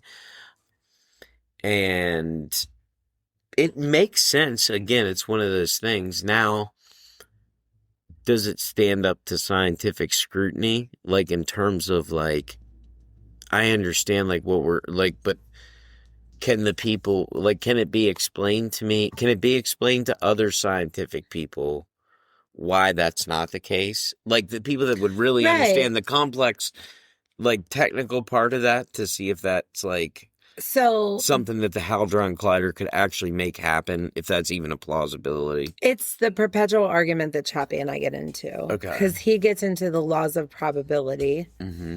And no matter how much you argue with me, the ChatGPT, I don't care if you're using Grok or ChatGPT or Gemini or any of those products are limited. There may be another version of it off somewhere else that has access to scientific databases that we don't have access to, secret files that we don't have access to. Right, but right. But to the everyday person, Right. the answer coming from your AI assistant is limited by two things. One is it does not have human experience. It's on the verge of collecting a lot of human experience because people use their AI to discuss human experience. The more that it hears people discuss it, the more it can statistically guess the Right. outcomes or Right. steer you in a direction Right. or whatever. Right. That's going to get exponentially more as AI understands humanity and how we think. Is the more we share with AI Right. how we think, and it's something gonna, that's But- it's the more you train it, like, it's obviously just going to get exponentially but better. it'll never matter because of two reasons. The people who are real manipulative, who secretive, off the grid, all that information is missing from AI. It's all missing. They're the Neos of the Matrix. Right. AI is not going to get that based off of nuance and how we describe it. It never will. Right. I've No, argued human experience with Chappie more than I've argued anything else with that app because I'm like, you're not here, you don't understand. My experience is what I see. And if my experience after having lived, we'll say 35 years, we'll leave off the first 15. After having lived 35 years in multiple places, doing multiple types of jobs, multiple locations, whatever, the common themes are the common themes. And Chappie refuses to accept it because the common themes that are displayed to the public are separated into two training modules to Chappie. Training module 1 is this is what the government and the media is publishing about said subject, which is always whitewashed. Even data statistics, they're always whitewashed, no matter who's publishing them. And then the other thing that it's trained to understand is that humans don't know what they're talking about. Right. I mean, so in being trained that way, there are going to be, for advanced thinkers, we're all like, you're fucking wrong. Every right. single one of us. And I get all that, but I mean, I don't have a stake in it. I don't care. I'm saying, like, as far as people, like, saying, like, one thing or the other about, like, where we're, like, headed with AI, it doesn't matter. We're going there. Right. We're going there regardless, so right. It is what it is. Right. And we're all going to be on this ride together, man. And then that layers in the discussion about whether or not the alien beings or whatever are going to prevent us from doing that before it happens. Nah, I don't believe any of that. But I want to go back to the Mandela effect. Yeah. So thank you for that, because I have a real key point. Go ahead. Well, go ahead with it then, because I want to hear. I was like, so far, not totally convinced. I mean, is it a plausible theory? Sure. And I'll buy it, but I would need to see some things. Well, one of the big ones now that everybody's But trying... I want to continue to hear what you've got. I need to go back and dig through the old episodes to see what I said the last time, because that's the proof, unless somehow my recordings got changed too. But Chick-fil-A. What about it? So it's CHICK dash Phil dash A, right? Mm-hmm. In other timelines, it's been CHIK. Some people were saying in their timeline it was CHIC. That's Chick-fil-A. Nobody's calling it Chick-fil-A. Well, no, not a Chick-fil-A. They're not. So that's one of them that they're trying to say. Second of all, the cornucopia that allegedly wasn't on Fruit of the Looms is allegedly back. Back where, though? Right. Where? On the Fruit of the Loom website? Right. Because if it... Right. No, it's not. I promise you it's not. Because they've shut this rumor down a long time ago. The big one. The big one, the Berenstain Bears. No. What? What? What's so funny? What's the big one? I can't. The big boy. I'm going to hell. No, What? I was going to say Mandela's back to life. What? Mandela's back to life. That's the new one. No. He's alive. He never died. He'd be like a gazillion. He never died. No. Yeah, that is... You are going to hell for that. No. I am. I have some Nelson Mandela conspiracy theories of my own, but I'm not going to go down that road. I think they're a little too extreme. No, but with the Barons, that's going to be the one for me. If it comes back out and it's Berenstain, Stein. At this point, I don't even remember what it was supposed to be. It's Stain. Right now it's Stain, Berenstain. AIN. Right. Okay. But most of us who... Remember EIN. Right. Okay. Oh, that's what I remember. Exactly. So if that one goes back to EIN, then you'll get me. I'll know that the Hadron Collider turning I off. loved the Berenstain Bears. But so while I was literally talking to Chappie about this, right, the TV was playing in the background, the closer was on, and the captions were on because I was doing multiple things, right? And I'm spelling to Chappie. I'm going Berenstain, Berenstain.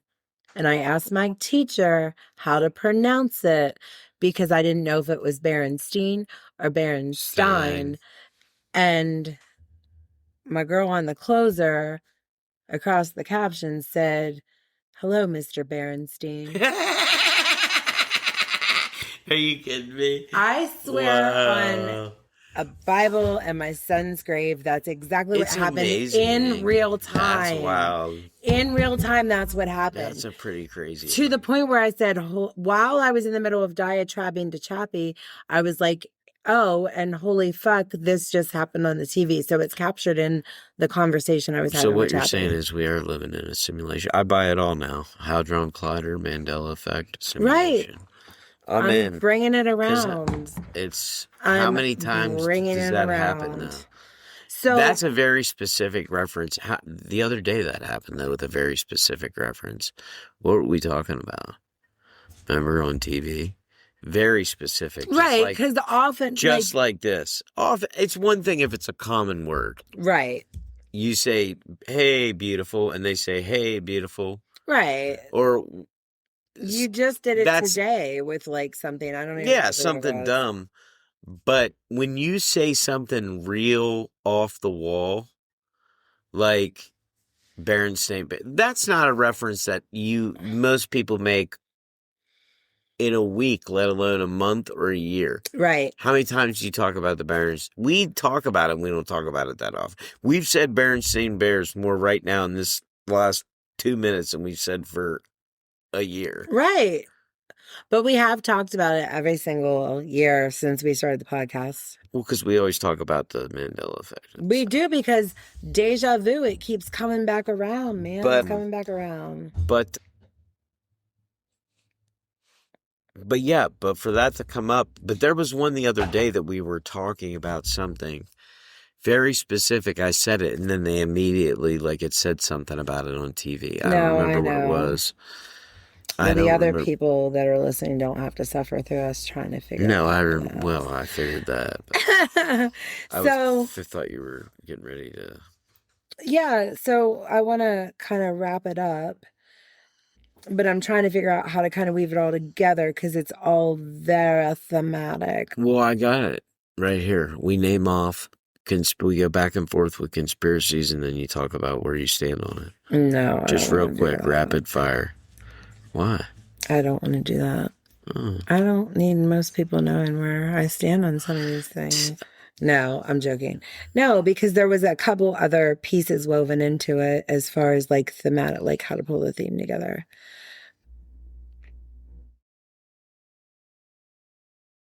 Oh, because, sorry. For what? You look like you're in pain right now. No, see what you're going to say. So one of the other things that came out of the Candace Owens episode with Shawn Ryan that blew my mind was the whole Sigmund Freud thing.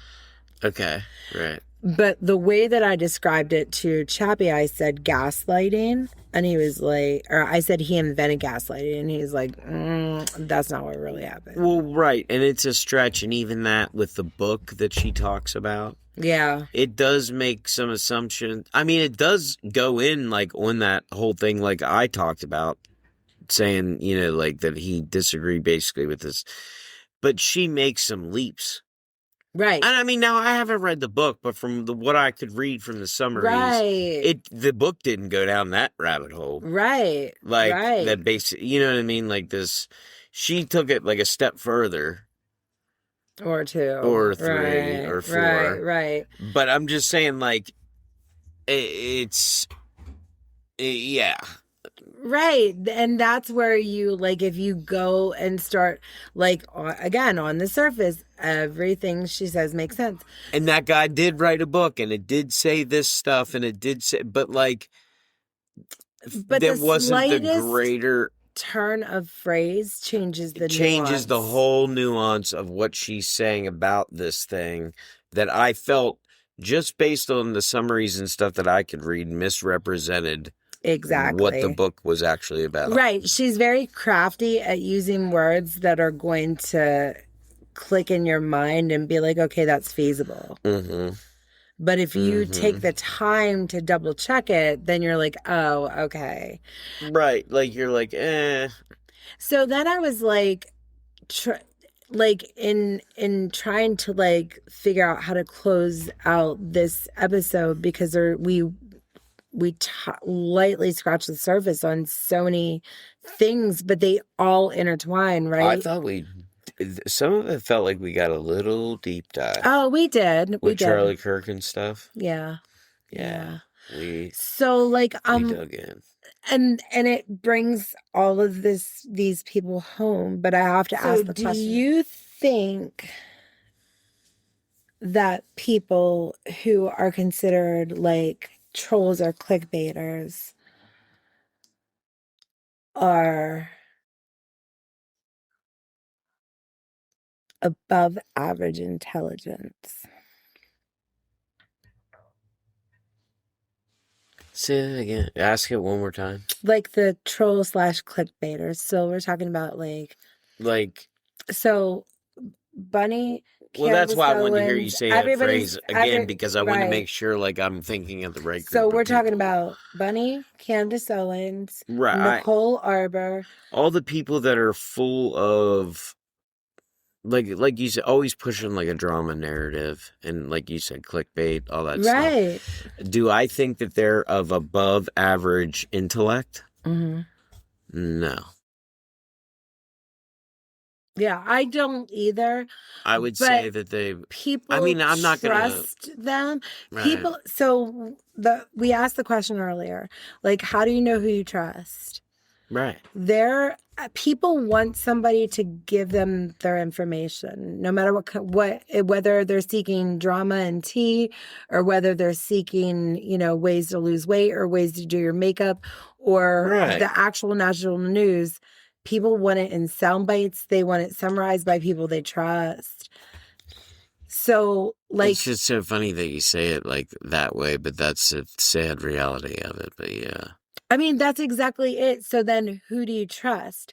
So then, you could start to go down the path of trusting these people, right? But then you realize, if you take a step back and say, what's their motive? All of these people grew up in the age of, to your earliest point, being able to talk to whoever will listen without having to answer back. Right. To them about any disagreements, disengagements, whatever. Right. Now that we have more live stream interactions, it's going to get to the point where you're going to see who's scripted and who's real. Well, and I think that, to me, the only way to see through all of this, and I want to throw this out there, because we're asking, how do you discern truth? Right. In not just the internet, but right. in today's media / social media / internet landscape. Right. And I think the answer is that, because for me, when I'm listening to someone say something, and I know that you think this way, at least a little bit. I don't know your exact process, but I think most people that are critical thinkers have something similar. Who is this person? Why are they saying this? Who are they saying this about? And what are facts are they presenting or whatever? And then, I'm if they say something, then I double check, what they say. And then if it, is that, well, then I double check and then, right. So you start to learn people. So you don't have to do that forever, but I'm just saying, when I discover, say, a new podcaster or something. It's called trust and verify. Right. And then you verify, everything that there's, and then even with the people that are saying it, so you're verifying those people. But then once you have an established pattern and you recognize that these people say, this is how they look at it, then you don't have to keep doing that. But you can take it at face value. But not everybody has the capacity to do that, or is even willing to do that. Or wants to. And or even knows what that is. When I asked Chappie about it, he was like, well, you're forgetting about emotional intelligence. So even if they are considerably high on the intelligence spectrum, the fact that they need validation, they need those clicks and likes, also potentially puts them lower on the emotional intelligence spectrum. And then when you factor in things like I said earlier about Bunny having money before she knew what to do with it, that manipulates her motives and makes her do things with money that a normal adult wouldn't do. Right. So it all kind of, we'll never have the answers. That's exactly right. We never will. There's somebody for her and there's somebody for him. That's all I'm going to say. This was a really, really, really long episode. Well, when we got into some things, though. But since we don't have a strong closer other than talking about what's going on, I'm going to play your little conspiracy theory game real quickly. Okay. Hold on. Give me... Okay. Okay, so we already talked about, let's moon landing. Oh, God. See, You got 5 seconds. You can't be thinking about it. No, I'm on the fence. Okay, that's allowed. That's allowed. I'll allow that because I said that's where I was. JFK assassination. Now, I'm going to just make it easy. Oswald lone gunman or part of a greater conspiracy? Greater conspiracy. Okay. We don't have to deep dive the details. I mean, greater conspiracy, but I don't think it has to be some super crazy conspiracy. Right. I think it could just be a couple of rogue agents doing some handling, and just much like this type we were just talking about. I think Yep. it could be something super similar. You know what I Yep. mean? Like a handler, all that stuff. Yep. You know how things like that go. I'm just saying I don't think it has to involve multi-agency, state, Agree. all that bullshit. Anyway, flat Earth, we already talked about. That's total nonsense. Nuclear weapons? They're real. Okay. That would be a deal breaker. Now, RFK, Sirhan, lone gunman, or again, part of a greater conspiracy? Greater conspiracy. Okay. Let's Look see. how many times they tried to kill RFK Jr., man. RFK Jr. Yeah. Did they try to kill him? Yeah, that's how he got his brain worm. Yeah. That was from... It was from the government. CIA did it. He works for the government. No. Right. That was like the contingency plan. Yeah, I suppose, but why am I blanking on conspiracies right now? I know, because we still don't know what happened to Jimmy Hoffa, so we don't know if there was a conspiracy or not. Like, let me ask you this. Ooh, I got a good one. 9/11.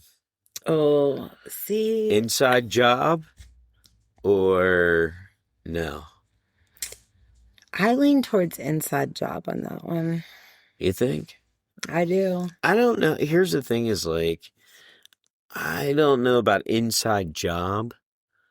Do I think maybe piss poor job and allowing something to happen kind of thing job? Maybe. But I don't know, man. I've seen a lot of good evidence on both sides. There's a lot of good people on both sides. That's all I'm saying, man. There's a lot of good people on both sides. Denver Airport, is it the Illuminati headquarters or? No, we recently learned what that was. I did recently learn this because they built this huge luggage system that they could never use because it sucked. And by the time they figured out how to use it 10 years later, it was basically, obsolete. And not obsolete. I told you, like United or Americans uses or whatever. Right. But the thing of it is if that does not sound fathomable, working corporate America for 10 years, and you'll find out that happens every day with shit that we build. And isn't there like a bridge to nowhere that we built and I don't know. A bullet train to nowhere that never got built? I don't know. Bill Gates, is he poisoning the potatoes? What potatoes? He had there's this like conspiracy about how there's a company that like Monsanto or whatever. No, there's a company that owns like most of a big portion of the McDonald's, the farms that farm for McDonald's, and Bill Gates is like he might not be still. You know what I mean? But he was a big investor in this potato farm company. But so people are like, I heard conspiracy theories that he was doing something with the potatoes in McDonald's to make you like, I don't know. More compliant. More compliant? How's that working out? Myrna told it to me. I don't know. Well, Christ. Oh, well, there's one. Do you believe in the conspiracy of the Nasara? I mean, do you believe that 5G causes COVID? No. Well, Boosty broke that one down. Yeah, I mean, that's... Right. There's only a couple conspiracies. Like, there's other ones like Elvis. There's more. The greatest conspiracy show ever, The Octopus Murders. Oh, yeah. I could go watch that right now. I could watch that. So good. That was a red string board. Yeah, buddy. That was about it was like the government, basically like government arms dealing conspiracy thing. Speaking of which, what What? You're we scaring me. no, I was just gonna say, like, we literally, our life is just deja vu, and it's all just interwoven with the same themes all the time. What's that podcast we're listening to? Something about the Zodiac Killer and the Black Dahlia. And codes being and It's called the Killer in the Code. yeah. Killer in the Code. Yeah. August 1st, we're going to be on vacation because we've got a million things between now and then, and we'll be back with you on August 15th. Okay. So, in the meantime, you've got a show July 25th. Yes. No, you're hosting. July 25th. No, July 25th on a show. At the... Something about a claw. I have to look up the name. I'll let you know. Well, so Scott is going to be in charge of updating his webpage on our website, gildedtrash.com. So he's got lots of upcoming shows and events. So you can expect I will be updating. Yeah, he'll be updating. I'll be updating. Why are you saying it like that? You sound like even you don't believe it. I don't believe it. But, or you could just message one of us to find out where he's going to be, or follow us on Facebook, follow Scott on Instagram, follow me on TikTok. But that being said, what are the cool things that we're doing? My birthday is next week. But it's home of our favorite festival. Yes. Kecksburg UFO Festival. Followed by August 1st, Squonk Fest. Squonk Fest, right. Yeah. It's a big cryptid time of year. Kecksburg is UFO, but it's when you're there, you have to understand something. The UFO and cryptid people and all the people, they have all teamed up. Right. They're all part of one paranormal. It's one community. It's one community. Yeah. They break off and do their own thing after the meetings, but they're all part of the same group. They only get one hamburger stand to share between them. It's just one big melting pot of weirdos, and we're there for every minute. Because here's the thing is, not to deep dive this, but what's fun is some people like one, some people like 2 out of the 3, some people buy the whole package. Right. Some people go above and beyond and take it like to a whole. Right. Because like I sign up for all those things, but I'm not interested in the fantasy stuff. Right. And like the fake cryptids. I don't give a shit, dude. Well, I mean, when I say fake, I mean fake in the mind of the guy that's trying to sell me the book. Right. They're real. Right. Right. Exactly. Like. Shout out World of the Orb.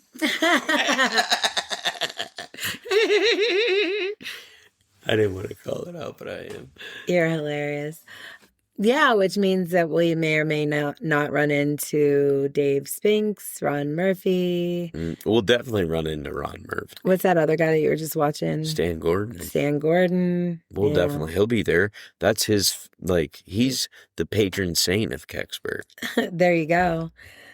So I'm looking forward to that. I'm looking forward to Squonk Fest. I'm looking forward to so many things, especially with a baby in tow. Oh, my Lord. Oh, my God. I'm so excited. We just did the Jackson Township Heritage Festival. That was really cool. Shout out to the Hayride guy. That was so fun. Yeah, thanks, man. Yeah. Mineral Point is a cute little enclave. Is that what that is? Yeah. I thought that was... No, we're at 200 Adams Street, Mineral Point. Well, I know that's what the address said, but... Jackson Township. Right, I get that, but I thought it was Vinco. Vinco, yeah.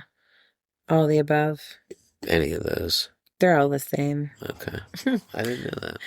What else do we got coming up? So that's it. You got a show on the 25th. Yeah, we got shows and baby stuff. And festivals. Oh, and that was the other thing. Encrypted So UFO festivals. Squonk Fest is during the daytime, August 1st, and then that night, Mark Riccadonna is at McGarvey's with, what's that lady's name?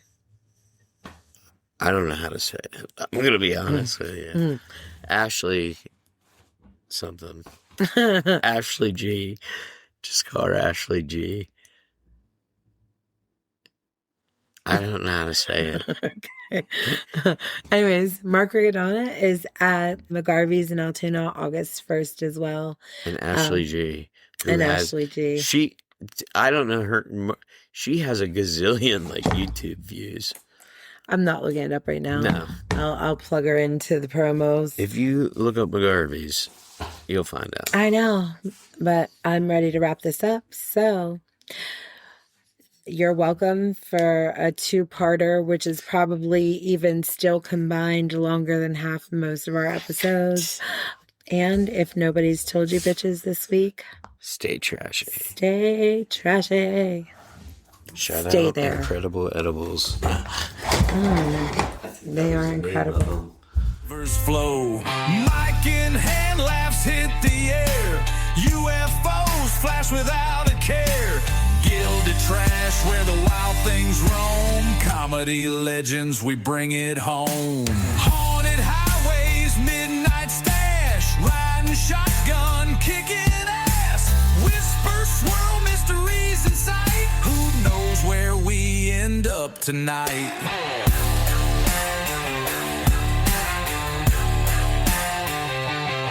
The beer ice cold and the music's good. Some old dive bar out there in them woods. Gas station snacks, campfire glow. Every Rutter's employee already knows. Egg rolls and lemon heads, fried pickles galore.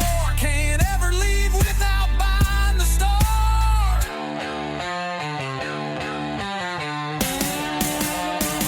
Gilded trash where the wild things roam. Comedy legends, we bring it home. Haunted highways, midnight dash, riding shotgun, kicking ass.